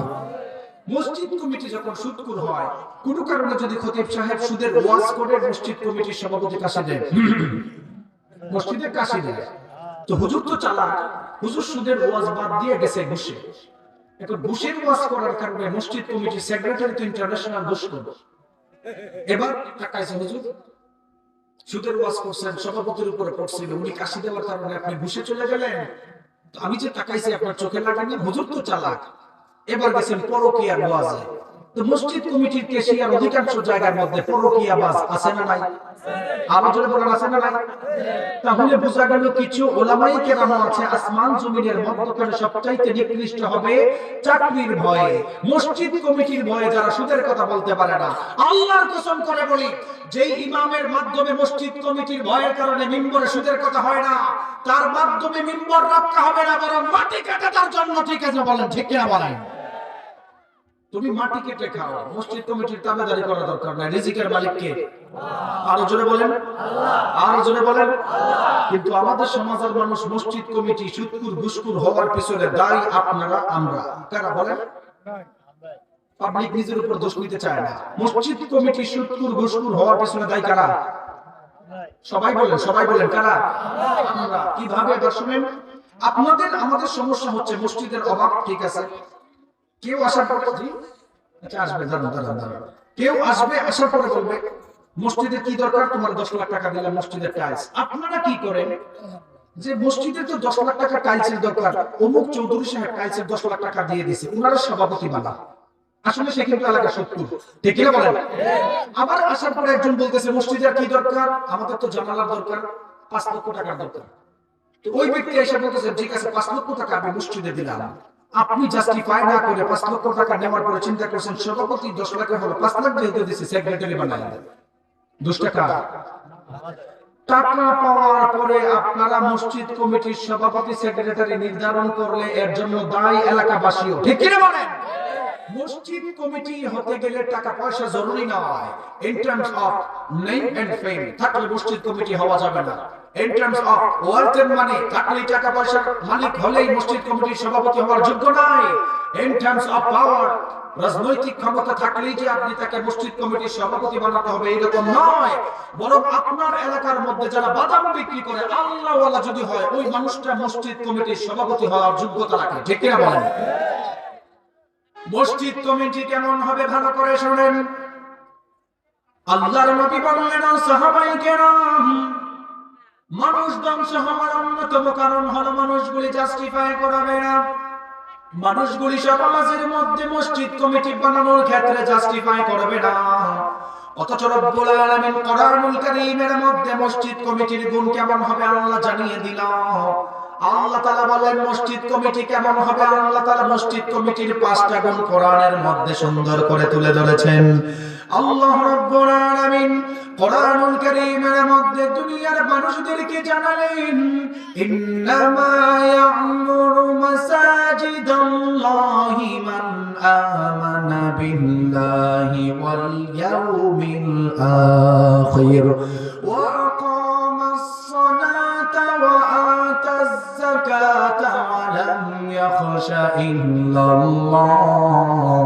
আল্লাহ বললেন ইন্নামা ইয়া'মুরু মাসাজিদাল্লাহি মান আমানা বিল্লাহ, ওই মানুষগুলি মসজিদ রক্ষণাবেক্ষণকারীর দায়িত্ব হতে পারে মান আমানা বিল্লাহ, যারা আল্লাহর উপর ঈমান এনেছে, ওয়াল ইয়াউমিল আখির, দ্বিতীয় নাম্বার গুণ হলো যারা কিয়ামত দিবস অর্থাৎ আখিরাতের উপর বিশ্বাস রাখে, তৃতীয় নাম্বার সম্পর্কে রব্বুল আলামিন বললেন ওয়া আকামাস সালাতা ওয়া আতাজ যাকাতা ওয়া লাম ইয়াখশা ইল্লাল্লাহ। আল্লাহ বললেন ও দুনিয়ার মানুষেরা, মসজিদ কমিটি হওয়ার যোগ্য ওই মানুষটা যেই মানুষটা ওয়া আতাজ যাকাতা, নিজে যাকাত দেয়। আপনি তাকায় দেখবেন আমাদের বাংলাদেশের অধিকাংশ মসজিদ কমিটি নিজেই যাকাত দেয় না, এমন আছে না নাই? আল্লাহর নবী বলেন শোনো মসজিদ কমিটি কেমন হবে। আল্লাহ তাআলা বলেন ওয়া আকামাস সালাতা, নামাজ কায়েম করবে, কায়েম নিজেও পড়বে। বাংলাদেশের অধিকাংশ মসজিদ কমিটির সভাপতি এরকম আছে পুরা সপ্তাহে একদিন মসজিদেও যায় না, আছে না নাই?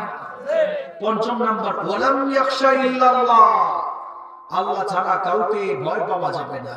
তাহলে আমরা ভয় পাবো কাকে? আরো জোরে বলেন আল্লাহকে। নবী বললেন সাহাবায়ে কেরাম শোনো উম্মত ধ্বংস হওয়ার 6 নাম্বার অন্যতম আলামত হলো ওয়া তুআল্লিমা লিগায়রিদ দ্বীন, দিন বিরোধী শিক্ষা ব্যবস্থা যখন সমাজে চালু হবে উম্মতের উপর আল্লাহ তাআলা গজব নাযিল করবে।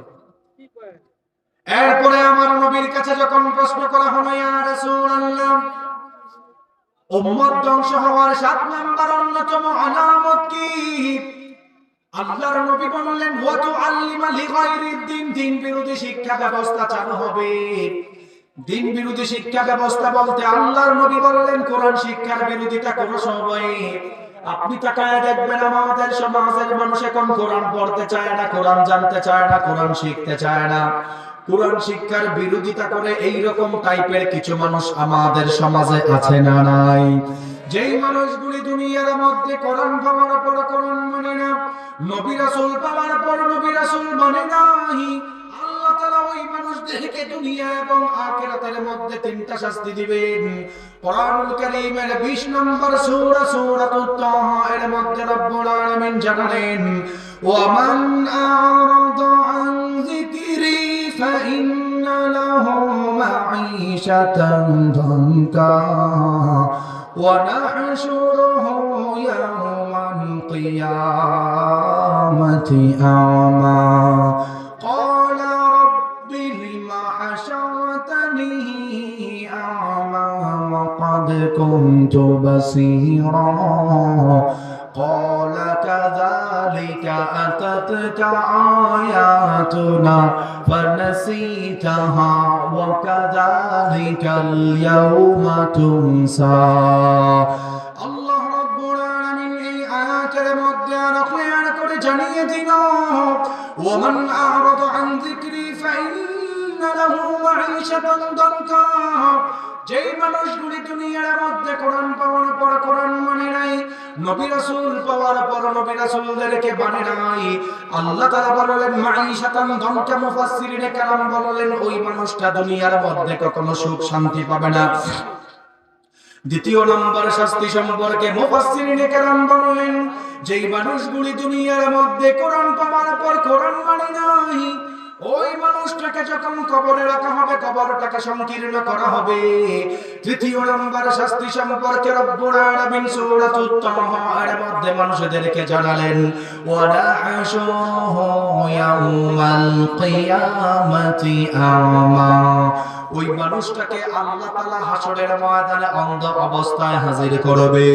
যেই মানুষরা দুনিয়ার মধ্যে কোরআন পাওয়ার পর কোরআন মানে নাই, নবী রাসূল পাওয়ার পর নবী রাসূলদেরকে মানে নাই, ওই মানুষটাকে আল্লাহ তাআলা হাসরের ময়দানে অন্ধ অবস্থায় হাজির করবে। অন্ধ অবস্থায় হাজির হওয়ার পর আবার আল্লাহর কাছে প্রশ্ন করবে, ওগো আল্লাহ, ক্বালা রাব্বি লিমা হাশারতানি আ'মা ওয়া ক্বাদ কুনতু বাসীরা। ওগো আল্লাহ, কেন আপনি আমাদেরকে অন্ধ অবস্থায় হাজির করলেন? চোখ চাওয়ার পর কেন আপনি আমাদেরকে অন্ধ অবস্থায় হাজির করলেন? আল্লাহ তাআলা বলবেন, ক্বালা কাযালিকা আতাতকা আয়াতুনা ফানাসিতাহা ওয়া কাযালিকাল ইয়াওমা তুনসা। আল্লাহ বলবেন, দুনিয়ার মধ্যে নবী রাসূল পাওয়ার পর নবী রাসূল মানো নাই, উলামায়ে কেরাম পাওয়ার পর উলামায়ে কেরামদেরকে মানো নাই। বুঝা গেল দুনিয়ার মধ্যে কোরআন পাওয়ার পর না মানলে দুনিয়াতে শান্তি নাই, কবরের আযাবটাও আল্লাহ বাড়ায়া দেয়। দুঃখজনক বিষয় হলো আমাদের সমাজের মানুষ কোরআন পাওয়ার পর কোরআন পড়তে চায় না, নবীর হাদিস পাওয়ার পর নবীর হাদিসকে মানতে চায় না। সব কিছু না মানার পরেও আমার আল্লাহকে বিভিন্ন ধরনের প্রশ্ন করবেন এবং ফেরেশতাদের উপর তহমত দিবেন। ওগো আল্লাহ, আপনার ফেরেশতা আমাদেরকে ফাঁসানোর জন্য ভুলভাল আমল লিখেছেন, নাউযুবিল্লাহ। মানুষ বলবেন, আল্লাহ আপনার ফেরেশতারা ভুলভাল লিখছে, আমি এই কাজ করি নাই, আমি দুনিয়াতে সুদ খাই নাই, কিন্তু ফেরেশতা আমার নামে ভুল লিখছে। আচ্ছা বলেন তো দেখি, ফেরেশতা কি ভুল লিখবে? আরো জোরে বলেন না। কোরআন হাদিস পাওয়ার পর যারা মানে নাই তাদেরকে আল্লাহ শাস্তি দিবেন। হাদিসের মধ্যে আসছেন, ওয়াকাদ কুনতু বাসীরা, চোখ থাকার পর কেন অন্ধ অবস্থায় দিলেন? কিছু কিছু মানুষ বলবেন, আল্লাহ আপনি তো আমাকে দুনিয়াতে স্ট্রাকচার দিয়েছেন, বডি ল্যাঙ্গুয়েজ সুন্দর দিয়েছেন, সুন্দর চেহারা দিয়েছিলেন, আপনি আমার পা দিয়েছিলেন, না চাইতে চোখ দিয়েছেন, আল্লাহ না চাইতেই আমাদের ব্রেইনের মধ্যে 86 বিলিয়ন নিউরন দিয়েছেন। সুবহানাল্লাহ পড়বেন না? আল্লাহ তাআলা ব্রেইনে কত বিলিয়ন নিউরন দিয়েছেন? 86 বিলিয়ন। সবাই বলেন তো দেখি কত বিলিয়ন? 86 বিলিয়ন। 86 বিলিয়ন নিউরন কি নিয়ামত আপনি চিন্তা করেছেন? মেডিকেল সায়েন্সের ভাষায় ভালো করে শুনেন, কোন মানুষ যদি তার জিন্দেগিতে 86 বিলিয়ন নিউরন থেকে 1 বিলিয়ন নিউরন প্রতি সেকেন্ডে গুনতে চায়, প্রতি সেকেন্ডে কয়টা করে? একটা করে। প্রতি সেকেন্ডে কয়টা করে? একটা করে। প্রতি সেকেন্ডে যদি একটা করে নিউরন গুনে 1 বিলিয়ন নিউরন গুনতে গেলে তার জিন্দেগি থেকে 32 বছর সময় চলে যাবে। সুবহানাল্লাহ বলবেন না? এখন আবার কেমনে বুঝায় আপনাদেরকে? মনে করেন আমরা সবাই বললাম 1 2 3 ভাবে করলাম, তাহলে প্রতি সেকেন্ডে একটা করে নিউরন গুনলে 1 বিলিয়ন নিউরন গুনতে গেলে 32 বছর সময় লাগে। আপনার জিন্দেগিতে আপনি যদি 3 বিলিয়ন নিউরন গুনতে যান, প্রতি সেকেন্ডে একটা করে 3 বিলিয়ন নিউরন গুনতে গেলে ওই মানুষটার জিন্দেগি থেকে 96 বছর সময় চলে যাবে। সুবহানাল্লাহ বলবেন না? 86 বিলিয়ন নিউরন গুনতে গেলে আপনার জিন্দেগি পুরোটাই বরবাদ। কয়বার জিন্দেগি জন্ম নেওয়া লাগে আপনি নিজেও বলতে পারবেন না। আমাদের ব্রেইনে যে আল্লাহ 86 বিলিয়ন নিউরন দিয়েছেন, 86 বিলিয়ন নিউরনের মধ্যে অন্যতম একটা নিউরন সেল যার নাম হচ্ছে এক্সচেঞ্জ সেন্টার। আজান দিলে আমরা সবাই মসজিদে নামাজ পড়তে যাই কি যাই না? আরো জোরে বলেন, কে কে নামাজে যায়? দুইটা হাত তুলেন, হাত তুলেন, তুলেন। নামাজে যান যারা যারা, আর যান না যারা হাত তুলিয়ে না। ঠিক আছে, হাত নামান। শুক্রবার সবাই যায় না? আচ্ছা ঠিক আছে। ওই যে মানতে আমরা প্রস্তুত আর এরা শিখছে আমাদের থেকে বেশি। তো নামাজে যান নিয়ে আপনারা সবাই শুনেন, আল্লাহ তাআলা ব্রেইনে 86 বিলিয়ন নিউরনের মধ্যে একটা নিউরন দিয়েছেন এক্সচেঞ্জ সেন্টার। আমি যে কথা বলতেছি আমার এক্সচেঞ্জ সেন্টার, মাথার একটা নিউরন সেল এটা গরম হচ্ছে। আপনি যে কথা শুনতেছেন আপনার একটা নিউরন এক্সচেঞ্জ সেন্টার এটা গরম হচ্ছে। এক্সচেঞ্জ সেন্টারের কাজ হচ্ছে কোনো জিনিস অ্যাকসেপ্ট করা, কোনো জিনিস পাস করা। বর্তমান আধুনিক মেডিকেল সায়েন্সের ভাষা অনুযায়ী এক্সচেঞ্জ সেন্টার কথা বলার সময় এত পরিমাণ গরম হয়, এটাকে ঠান্ডা পানি দিয়ে ঠান্ডা করার প্রয়োজন। সুবহানাল্লাহ বলবেন না? সুবহানাল্লাহ। আপনি জানলে অবাক হবেন, আমাদের ব্রেইনে যে ছোট্ট নিউরন সেল এক্সচেঞ্জ সেন্টার, এটাকে যদি কেউ দুনিয়াতে যন্ত্র অংশে স্থাপিত করতে চায়, তাহলে 100 তলা 6টা বিল্ডিং এর সমান জায়গা লাগতো। সুবহানাল্লাহ জোরে বলেন। 100 তলা 6টা বিল্ডিং এর সমান জায়গা লাগতো, কিন্তু এটাকে ছোট্ট করে আল্লাহ ব্রেইনের মধ্যে ঢুকাই দিয়েছেন আপনি কথা বলার জন্য। আপনাকে আল্লাহ সেই নিয়ামত দিয়েছেন। এই নিউরন গরম হলে এটা ঠান্ডা পানি দিয়ে ঠান্ডা করা লাগে। বর্তমান মেডিকেল সায়েন্সের বড় একজন ডক্টর, পাকিস্তানের বিখ্যাত ডক্টর মাজেদ জামান উসমানী, উনি ইউরোপের এক ইউনিভার্সিটিতে ফিজিওথেরাপির উপর শিক্ষা নেওয়ার জন্য গিয়েছিল। ফিজিওথেরাপির উপর আমাদের এলাকার মানুষের কোমরের ব্যথা, হাঁটুর ব্যথা, পায়ের গিরার ব্যথা আছে না নাই?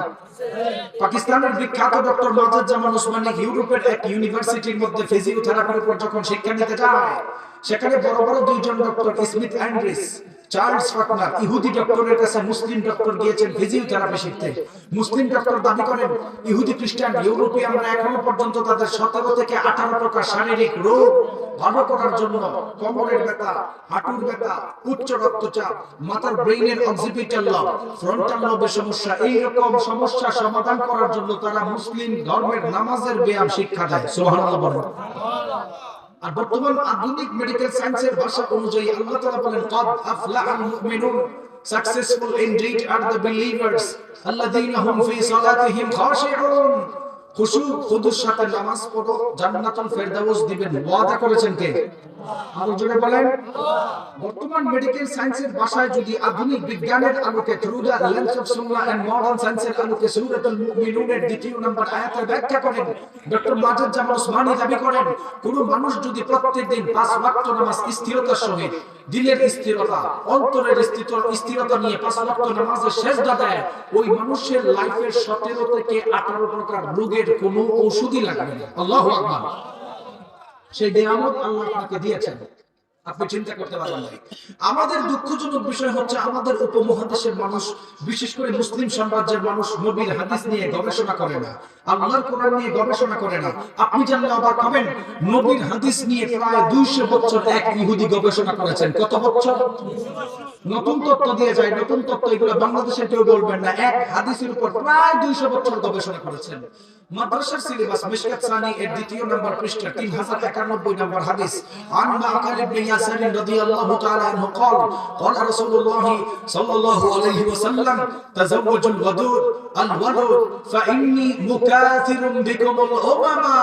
আল্লাহর নবী বলেন, উম্মতেরা তোমরা বিবাহ করার ক্ষেত্রে এমন মেয়েদেরকে বিবাহ করো, এমন ফ্যামিলিদেরকে বিবাহ করো যারা বেশি বেশি বাচ্চা জন্ম দিতে পারে, যারা বেশি বেশি বাচ্চা জন্ম দিবে, বাচ্চা যেই সমস্ত মানুষরা বেশি বেশি নিবে, আওলাদ যার বাড়বে, হাসরের ময়দানে আমি উম্মত নিয়ে গর্ব করব। সুবহানাল্লাহ বলেন। এই হাদিসের উপরে 1754 থেকে 1974 সাল পর্যন্ত ইহুদি খ্রিস্টানরা গবেষণা করেছেন। আপনি হাদিস পাওয়ার পর, কোরআন পাওয়ার পর গবেষণা করেন নাই, তাফসীর পাওয়ার পর আপনি গবেষণা করেন নাই। 1754 থেকে 1974 সালে হাদিসের উপর গবেষণা করেছেন ইহুদিরা। ইহুদিরাও জানে মুসলমানরা নবীকে তার কলিজার চাইতে বেশি ভালোবাসে। সুবহানাল্লাহ বলেন। তারা জানে এই হাদিসের উপর যদি মুসলমানরা আমল করা শুরু করে তাহলে তো বেশি বেশি বাচ্চা জন্ম নিবে। ইহুদি খ্রিস্টানদের দাবি হচ্ছে, ইহুদি খ্রিস্টানরাও জানে শেষ জমানায় একটা ধর্মযুদ্ধ হবে, যেই ধর্মযুদ্ধের মধ্যে মুসলমানদের জনসংখ্যা যদি বেড়ে যায় তাহলে তাদের সঙ্গে যুদ্ধে পারা যাবে না। এই হাদিসকে তারা পুঁজি করে তারা গবেষণা চালাইছেন 1700 থেকে 1974 সাল পর্যন্ত। ইউনাইটেড স্টেট অফ আমেরিকার কুখ্যাত এক পররাষ্ট্রমন্ত্রী হেনরি কিসিঞ্জার মিশরের এক কনফারেন্সের মধ্যে 200 পৃষ্ঠার বই নিয়ে উপস্থিত। 17 নম্বর পৃষ্ঠার মধ্যে আসছেন যে হাদিসের উপর যদি মুসলমানরা গবেষণা করে বেশি বেশি বাচ্চা জন্ম নেয়, মুসলমানদের সংখ্যা বাড়বে কি বাড়বে না? আরো জোরে বলেন, বাড়বে কি বাড়বে না? তারা চিন্তা করেছেন শেষ জমানার ধর্মে যুদ্ধে আমাদের জিততে কষ্ট হবে, এই জন্য মুসলমানদের ঘরে ঘরে এমন প্রোডাক্ট ঢুকায় দাও যে প্রোডাক্ট খেলে তাদের বাচ্চা হবে না। আমাদের সমাজে জন্ম নিয়ন্ত্রণের নামে কুসংস্কার আছে না নাই?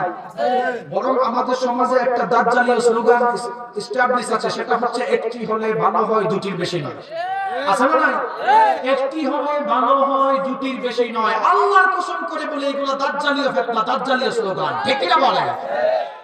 তারা 1700 সাল থেকে 1974 সাল পর্যন্ত 2700 প্রোডাক্টের লিস্ট করেছেন। কতশো প্রোডাক্ট? 2700 প্রোডাক্ট। 1700 সালেও জানতো আপনাদের দক্ষিণ গোবিন্দি এলাকার মধ্যে কিছু লুবি দোকানদার থাকবে যারা ইসরায়েলি পণ্য 1 টাকা লাভের কারণে বিক্রি করবে, ভালো পণ্য বিক্রি করবে না। ইসরায়েলি পণ্য বিক্রি করে এইরকম কুলাঙ্গার ব্যবসায়ী আপনার এলাকায় আছে না নাই? আপনাদের এলাকার যে সমস্ত কুলাঙ্গার ব্যবসায়ী 1 টাকা লাভের কারণে 2 টাকা লাভের কারণে ইসরায়েলি পণ্য বিক্রি করেন, ভালো করে শুনে নেন। ইসরায়েলরা, ইহুদি খ্রিস্টানরা 200 বছর গবেষণা করে এই হাদিসের উপরে 2700 প্রকারের প্রোডাক্ট বানিয়েছেন। 1 নাম্বার ইসরায়েলি পণ্য মিনারেল ওয়াটার, ইসরায়েলি পণ্য ঘি, ইসরায়েলি পণ্য আয়োডিন যুক্ত লবণ, এইরকম 2700 প্রকারের খাবার সারা পৃথিবীর মধ্যে মুসলমান দেশের মধ্যে তারা সার্ভ করেছেন। তাদের ভাষা হচ্ছে যেই সমস্ত মুসলিম নরনারী যেই ধর্মের মানুষই হোক না কেন এইগুলো যদি বেশি বেশি সেবন করে, 17 নম্বর পেজের মধ্যে তারা লিখেছেন ওই মহিলা বাচ্চা দেওয়ার ক্ষমতা কমে যাবে, ওই পুরুষ বেশি বেশি সেবন করার কারণে বাচ্চা দেওয়ার ক্ষমতাও কমে যাবে। এই কারণে আপনি তাকায় দেখেন আমাদের সমাজে নতুন বিবাহ করার পরে 7 থেকে 8 বছর বাচ্চা হয় না, আছে না নাই? এই সমস্যা আপনাদের এলাকায় আছে না নাই? হসপিটালে দৌড়াদৌড়ি করে 7 থেকে 8 বছর তারা বাচ্চা হয় না, 8-9 বছর পরে হয়। ইহুদিরা 200 বছর গবেষণা করে দেখছেন এই খাবার খাওয়ার পরেও যদি বাচ্চা হয়ে যায়, সেই বাচ্চাকে দুর্বল করার জন্য তারা বিভিন্ন ভ্যারিয়েন্টের দুধ লিখছেন, ল্যাকটোজেন 1, 2, 3 ডিব্বার দুধ আছে না নাই? আচ্ছা মুরব্বি চাচা আপনারা বলেন তো দেখি আপনার মা বাবা আপনাকে কি ডিব্বার দুধ খাওয়াইছে? আপনারা কোনোদিন দেখেছেন? ডিব্বার দুধ দেখেন না। বরং মুরব্বি চাচারা যে স্ট্রং, আমাদের এই জেনারেশন এইরকম স্ট্রং না, দুর্বল। ভালো খাবারও খেতে পারে না, খাবারের হজম শক্তিও নাই, ভিতরে বহন করতে পারে না, ভারী কাজও করতে পারে না। আপনি জানলে অবাক হবেন তারা প্রোডাক্ট তৈরি করে মুসলমানদেরকে ধ্বংস করতে চেয়েছেন। আর আল্লাহ তাআলার কুদরতে বড় বড় ইহুদি খ্রিস্টান কোরআন রিসার্চ করে এখন প্রত্যেকদিন মুসলমান হয়। সুবহানাল্লাহ বলেন।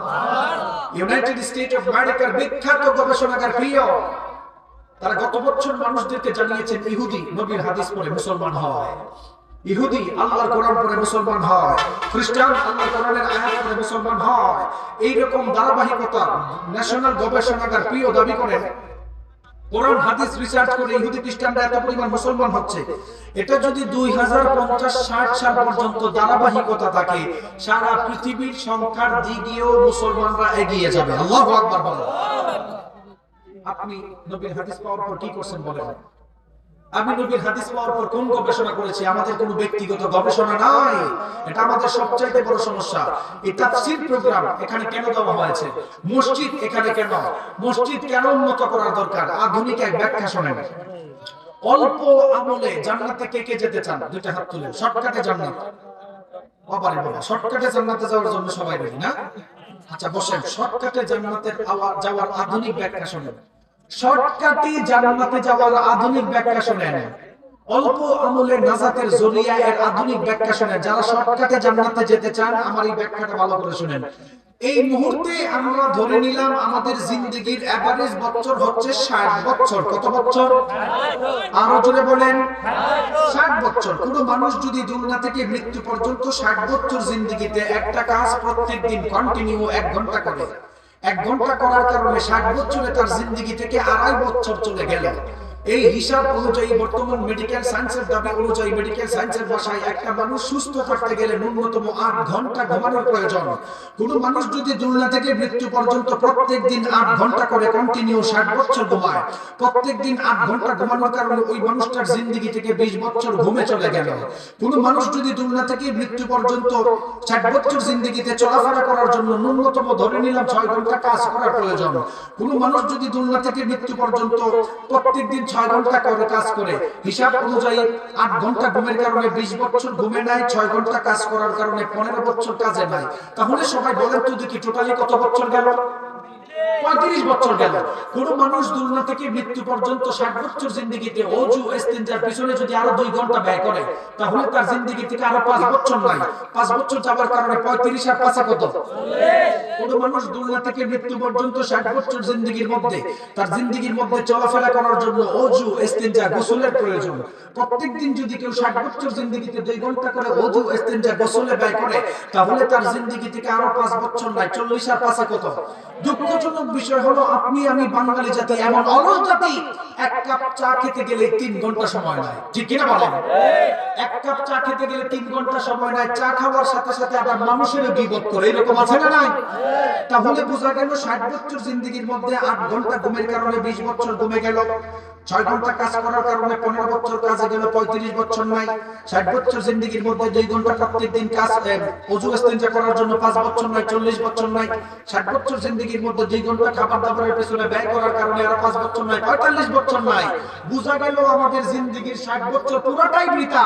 এই 60 বছর বৃথা জিন্দেগিকে কাজে লাগাতে গেলে আল্লাহর নবীর হাদিস অনুযায়ী কোন মানুষের আদর্শ যদি আল্লাহর কোরআন হয়, কোন মানুষের আদর্শ যদি আল্লাহর নবী হয়, ওই মানুষটা মুমিন বনে যায়। মুমিনের ঘুমও ইবাদত, মুমিনের খাবারও ইবাদত, মুমিনের কাজও ইবাদত। একটা মানুষ যদি আল্লাহর কোরআনের আদর্শ অনুযায়ী মুমিন বনতে পারে, ওই মানুষটার 60 বছর জিন্দেগির মধ্যে 8 ঘন্টা ঘুমানোর কারণে যেই 20 বছর ঘুমে চলে গেল, সেই 20 বছর ইবাদতে পরিণত হয়ে গেল। সুবহানাল্লাহ। কোন মানুষ মুমিন হওয়ার পরে খাবার খেলো, কথা বললো, সবকিছু ইবাদতে পরিণত হয়। তাহলে অল্প আমলে নাজাতের জরিয়ার ব্যাখ্যা, এর ফাইনাল উত্তর বের হলো, প্রত্যেক দিন 5 ওয়াক্ত নামাজ পড়তে গেলে শুধু ফরজ নামাজ 1 ঘন্টা বেশি তো লাগার কথা না। হ্যাঁ, 1 ঘন্টা যদি 60 বছর জিন্দেগিতে, ছোটবেলায় তো নামাজ ফরজ না, যারা প্রাপ্তবয়স্ক হয় নামাজ ফরজ, ওই সময় থেকে যদি আপনি হিসাব করেন 1 ঘন্টা ফরজ নামাজের ক্ষেত্রে ব্যয় করেন, আচ্ছা বলেন তো দেখি 60 বছরে 1 ঘন্টা করে গেলে 2.5 বছর হয়। তাহলে 60 বছর জিন্দেগির মধ্যে মাত্র 2.5 বছর নামাজের ক্ষেত্রে ব্যয় করা, এটা অল্প বিষয় না? অল্প আমলে নাজাতের জরিয়ায় আধুনিক ব্যাখ্যা হলো এটা। আপনি যদি রাতের বেলা এটা নিয়ে চিন্তা করতে পারেন, আমি বিশ্বাস করি আপনার লাইফ চেঞ্জ হওয়ার জন্য এটাই যথেষ্ট, ঠিক কি না বলেন? প্রত্যেকদিন ওয়াজ মাহফিল দিয়া মানুষ কি সব ভালো হয়ে গেছে? হ্যাঁ, আচ্ছা স্বাধীনতার পর থেকে আপনারা আমার প্রথম বার্ষিকী ওয়াজ করছেন, আপনারা বলেন তো দেখি স্বাধীনতার পর থেকে 50 বছর যাবত এই এলাকায় ওয়াজ হয় কি হয় না? এই প্রথম নাকি? স্বাধীনতার পর থেকে 50 বছর ওয়াজ হওয়ার পরে এই এলাকার সমস্ত সুদখোর পাকিস্তান চলে গেছে। স্বাধীনতার পর থেকে 50 বছর ওয়াজ হওয়ার পর এই এলাকার সমস্ত ঘুষখোর ইন্ডিয়া চলে গেছে। স্বাধীনতার পর থেকে 50 বছর আজকে পর্যন্ত ওয়াজ হওয়ার পর এই এলাকার যত পরকীয়াবাজ আছে তারা মনে হয় ইংল্যান্ডে চলে গেছে। তারা কোথায় আছে? তারা এই এলাকায় আছে। বুঝা গেল কি, মাইক লাগাইয়া ওয়াজ করলেই এলাকার সমস্ত কিছুর সমাধান হবে না, সম্ভব না।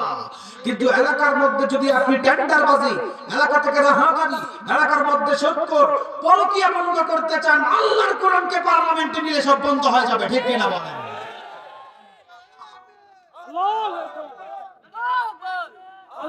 আল্লাহর কোরআন পার্লামেন্টে যাক, আমরা চাই কি চাই না? বাংলাদেশের পার্লামেন্টে যদি আল্লাহর কোরআন যায়, আল্লাহর কোরআন দ্বারা শাসিত হয়, আইন করা হলো পরকীয়া করলে সঙ্গে সারের মিনিং কি?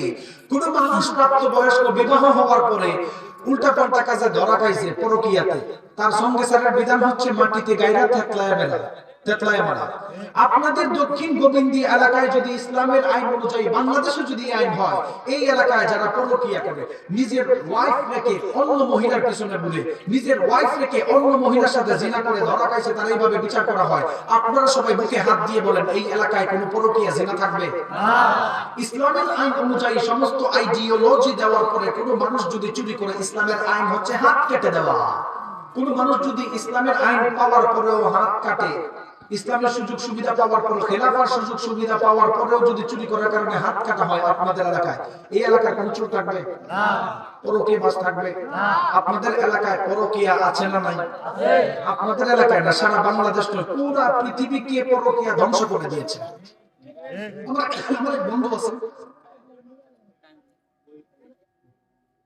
আমার এক বন্ধু আছে, বিশ্ববিদ্যালয়ে আমরা তো কোরআনিক সায়েন্স ডিপার্টমেন্টে পড়াশোনা করছি। আমার বন্ধু এলএলবি করছে, ল ডিপার্টমেন্টে পড়াশোনা করার পর উকিল সাহেব বললাম যে ভাই, এই যে আপনাদের কিছুদিন আগে দেখছেন এক অ্যাডভোকেটকে হত্যা করা হয়েছে, ওই যে ইসকনরা হত্যা করলো, আলিফ অ্যাডভোকেট আলিফ, নাম শুনছেন? সে কিন্তু আমাদের ভার্সিটির আমাদের বড় ভাই, 19 ব্যাচের, আমরা হচ্ছে 24 ব্যাচের।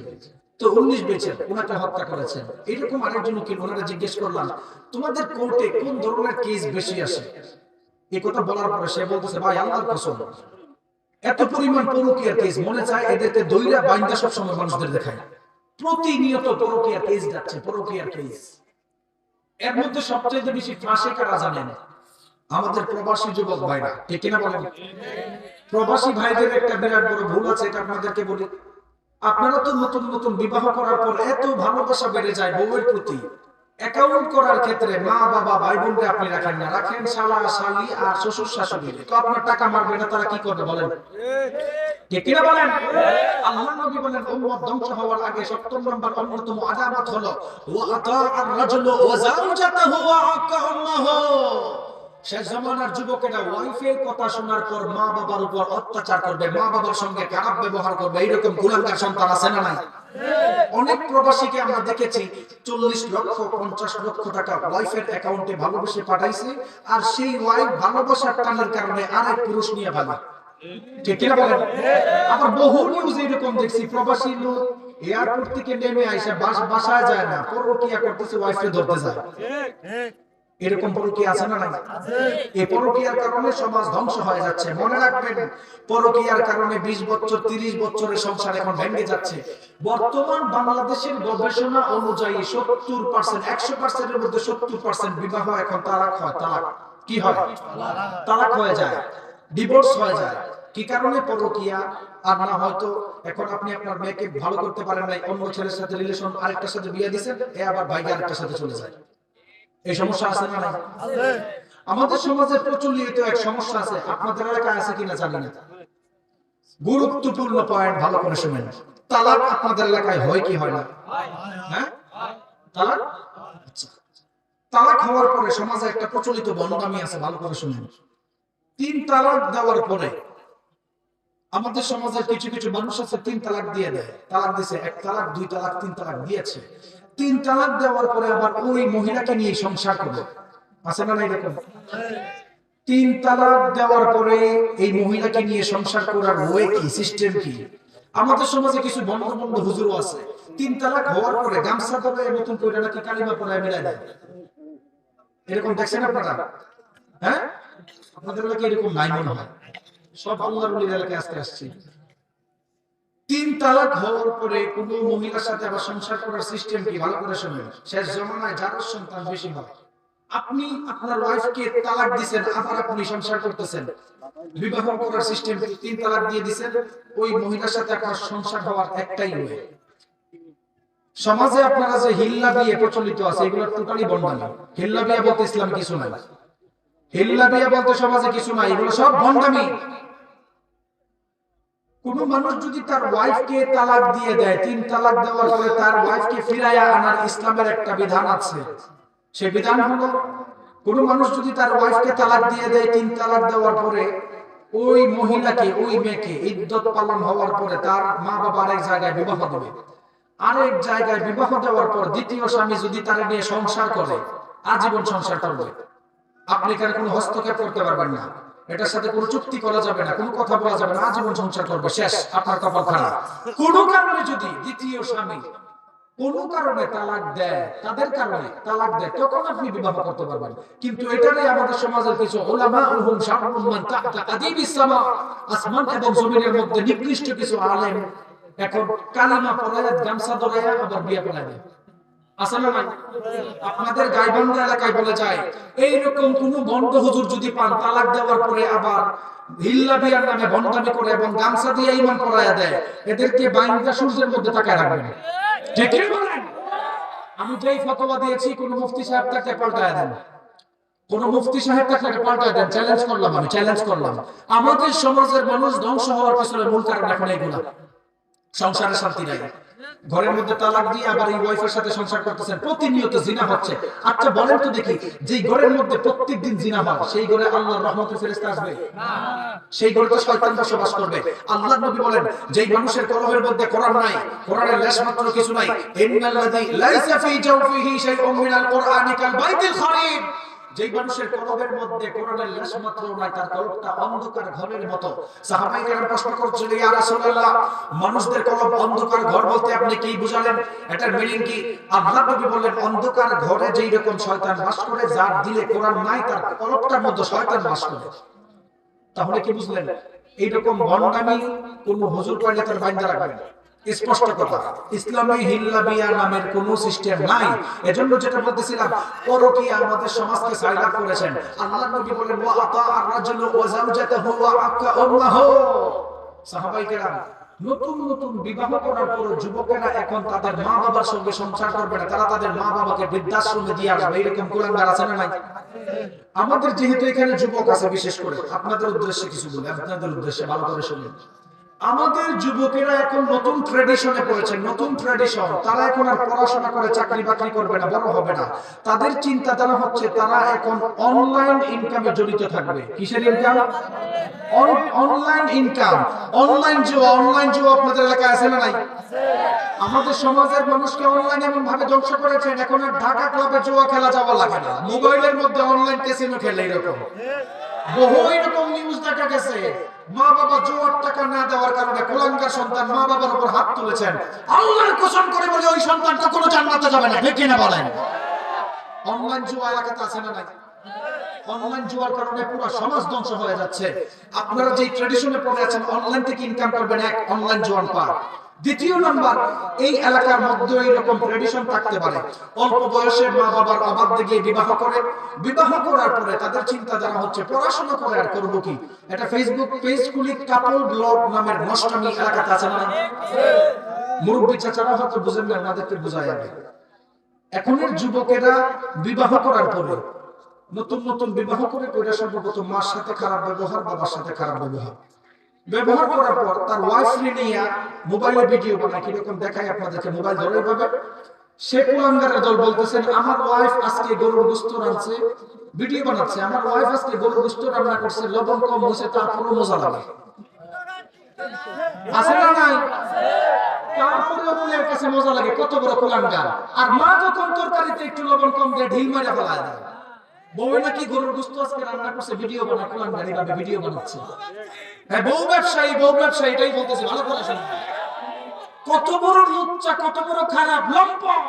নিজের বউকে মানুষকে দেখায় ইনকাম করতে যায়। এরা সমাজের জারদ সন্তান ছাড়া কিছুই নয়। ঠিক কিনা বলেন? কাপল ব্লগ কোনো ভালো ফ্যামিলির যুবক করে না। কাপল ব্লগ কোনো ভালো ফ্যামিলির মহিলা করে না, মেয়েরা করে না। কিন্তু দুঃখজনক বিষয়, আপনার ঘরের ওয়াইফ, আপনার বউ এখন টিকটক কাপল ব্লগের সাথে জড়িত। আল্লাহর নবীর হাদিস অনুযায়ী মানুষ এখন ধ্বংসের পথে। আল্লাহর নবীর হাদিস অনুযায়ী ওয়া আতা আর-রাজুলু ওয়া যাওজাতাহু ওয়া আক্কা উম্মাহু। বিবাহ করার পরে তাসবিহ জপে, ওয়াইফের শ্বশুর শাশুড়ির নামে তাসবিহ জপতে জপতে জপতে জপতে আপন মায়ের বছরে একবার গরুর গোশত খাওয়ায় না। এরকম আছে না? আবার বহু এরকম টাইপের লম্পট আছে, নিজের মা বাবা বাঞ্ছা করে থাকে, একবেলা ভালো করে খাবার খেতে পারে না, বাবার দরবারে গরু নিয়ে যায়। আছে না নাই? আচ্ছা বলেন তো দেখি, নিজের মাকে রেখে আরেকজনকে খাওয়ানো ইসলামের কোন বিধান আছে? আপনার মায়ের উপাস রেখে আরেকজনকে খাওয়ানো ইসলামের কোন বিধান আছে? এরকম বিধান দেখাতে পারবেন? হ্যাঁ, দান সৎকার করবেন, ভালো কথা, খাওয়াবেন, ভালো কথা। আল্লাহর নবী বলেন হাজ্জুন মাবরুরুন হুয়া ইতআমুত তুআমি ওয়া তিবুল কালাম। কোন মানুষ যখন মানুষদেরকে খাবার খাওয়ায়, ভালো মন্দ বলে বিদায় দেয়, ওয়া তিবুল কালাম, ভালো মন্দ কথা বলে বিদায় দেয়, হজ্জে মাবরুরের সওয়াব হয়। সুবহানাল্লাহ বলেন। কিন্তু আগে মাকে খাওয়ায়। বিশ্বনবী সাল্লাল্লাহু আলাইহি ওয়াসাল্লাম বললেন উম্মত ধ্বংস হওয়ার ৮ নাম্বার অন্যতম আলামত হলো ওয়া আতা আর-রাজুলু ওয়া যাওজাতাহু ওয়া আকা উম্মাহু। মানুষের মা বাবার সঙ্গে খারাপ ব্যবহার করবে। আল্লাহর নবী বললেন ও সাহাবায়ে কেরাম, উম্মতের মধ্যে যেই সমস্ত উম্মতগুলি বৃদ্ধ মা বাবা পাওয়ার পর তাদের সঙ্গে ভালো ব্যবহার করতে পারে নাই, মান আদরাকা আবাওয়াইহি ইনদাল কিবারি আহাদুহুমা আও কিলাহুমা ফালাম ইয়াদখুলিল জান্নাহ। ওই যুবকেরা কখনো জান্নাতের মধ্যে ঢুকবে না। এরপরে আমার নবী বললেন ও সাহাবায়ে কেরাম, উম্মতের মধ্যে কোন উম্মত যদি বৃদ্ধ মা বাবার দিকে প্রতিদিন একবার নেক নজরে তাকায়, একবার নেক নজরে তাকার কারণে একটা কবুল হজের সওয়াব আল্লাহ বান্দার আমলনামায় লিখে দেয়। এরপরে এক সাহাবী আমার নবীকে প্রশ্ন করলো, ইয়া রাসূলুল্লাহ, একবার তাকানোর কারণে যদি একটা কবুল হজের সওয়াব হয়, তাহলে কোন উম্মত যদি তার বৃদ্ধ মা বাবার দিকে 100 বার তাকায়, কয়টা কবুল হজের সওয়াব হবে? আমার নবী বললেন, ও সাহাবায়ে কেরাম, উম্মতের মধ্যে কোন উম্মত যদি প্রত্যেকদিন তার মা বাবার দিকে 100 বার নেক নজরে তাকায়, আল্লাহ তাআলা ওই বান্দার আমলনামায় 100টা কবুল হজের সওয়াবই তুলে দেয়। জুড়ে বলেন সুবহানাল্লাহ। একবার তাকালে একটা কবুল হজের সওয়াব, 100 বার তাকালে 100টা কবুল হজের সওয়াব। তার মানে বোঝা গেল আপনার হজ আপনার ঘরেই আছে, ঠিক কি না বলেন? কিন্তু আপনি 5 লক্ষ টাকা খরচ করে যেই হজ করলেন, সেই হজ তো কবুল নাও হতে পারে। এখানে এমন কোন মুসল্লি আছেন বুকে হাত দিয়ে বলতে পারবেন আজকে ঈশার জামাত করছেন এটা আল্লাহ কবুল করছে? বলতে পারবেন? কোন মানুষ বলতে পারবেন আজকের বাদ 50 বছর লাইফ যাদের কাটছে তারা বলতে পারবেন 50 বছর জিন্দেগীর মধ্যে এই ইবাদতটা কাজে লেগেছে, এই কথা বলতে পারবেন? তাহলে বোঝা গেল কি আপনার গ্যারান্টি নাই, আমল করতেছেন, কিন্তু গ্যারান্টি বলা হজ হচ্ছে ভাই। এই সাউন্ডটা কি ভাই? এই যে পিছন থেকে আপনার বারবার বলছে একটা সাউন্ড আসে, নালে বন্ধ করে দেন, সমস্যা নেই, এটা দেখুন। আমি কেন এত কাছে কেন বলবো বলেন না, একটু দূর থেকে দেওয়া যায় না? তো ওটা বাদ দিয়ে দেন, শুধু এগুলো দেন না, আমি এখানে কথা বলবো। আমার কলিজা বের হয়ে যাচ্ছে, বুঝছেন? এই শীষ আওয়াজগুলো কানে লাগে না।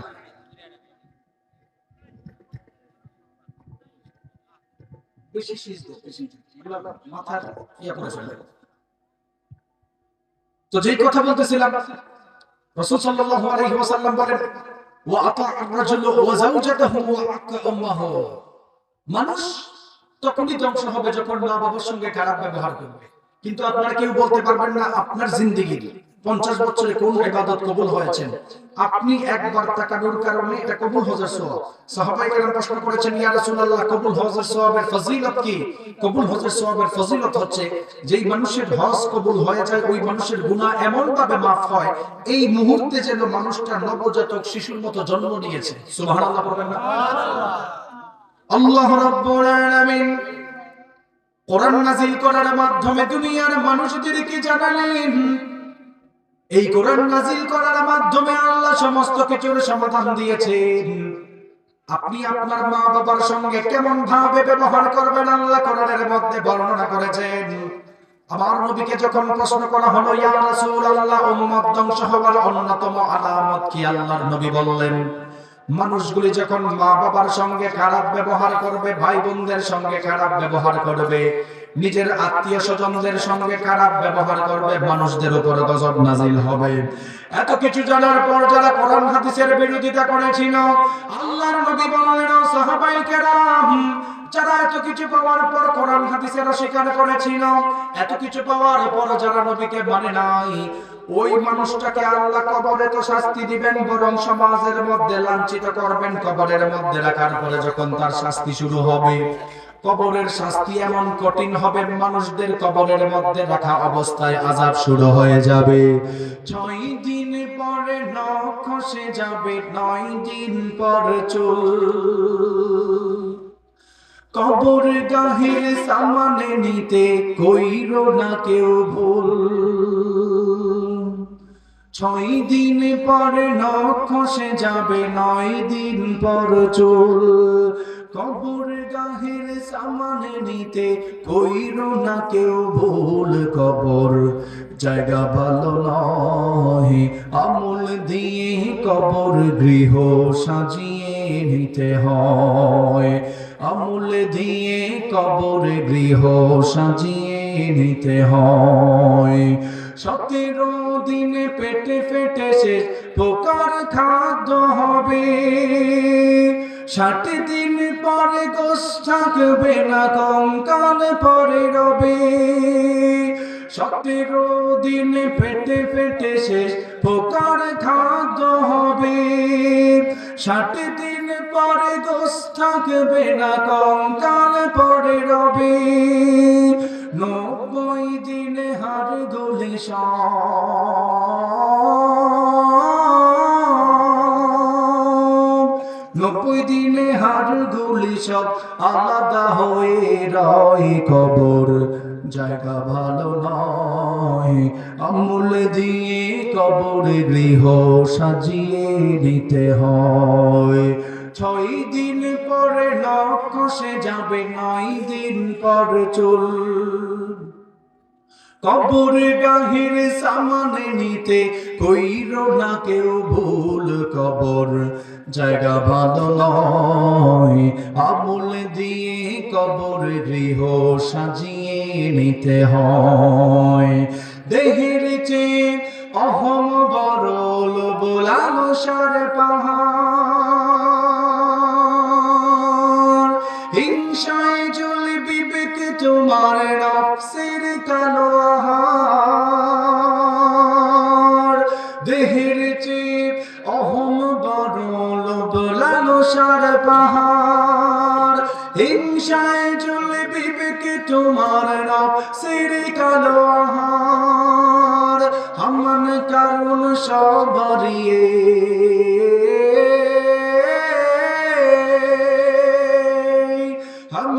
কারণ সব হারিয়ে, পরিণতি পরিচয় কবর জায়গা ভালো নয়, আমল দিয়ে কবর গৃহ সাজিয়ে নিতে হয়। 6 দিন পরে নখ খসে যাবে, 9 দিন পর চুল। কবর গাহির সামানে নিতে কইরো না কেউ ভুল, কবর জায়গা ভালো নয়, আমল দিয়ে কবর গৃহ সাজিয়ে নিতে হয়। ঠিক কিনা বলেন?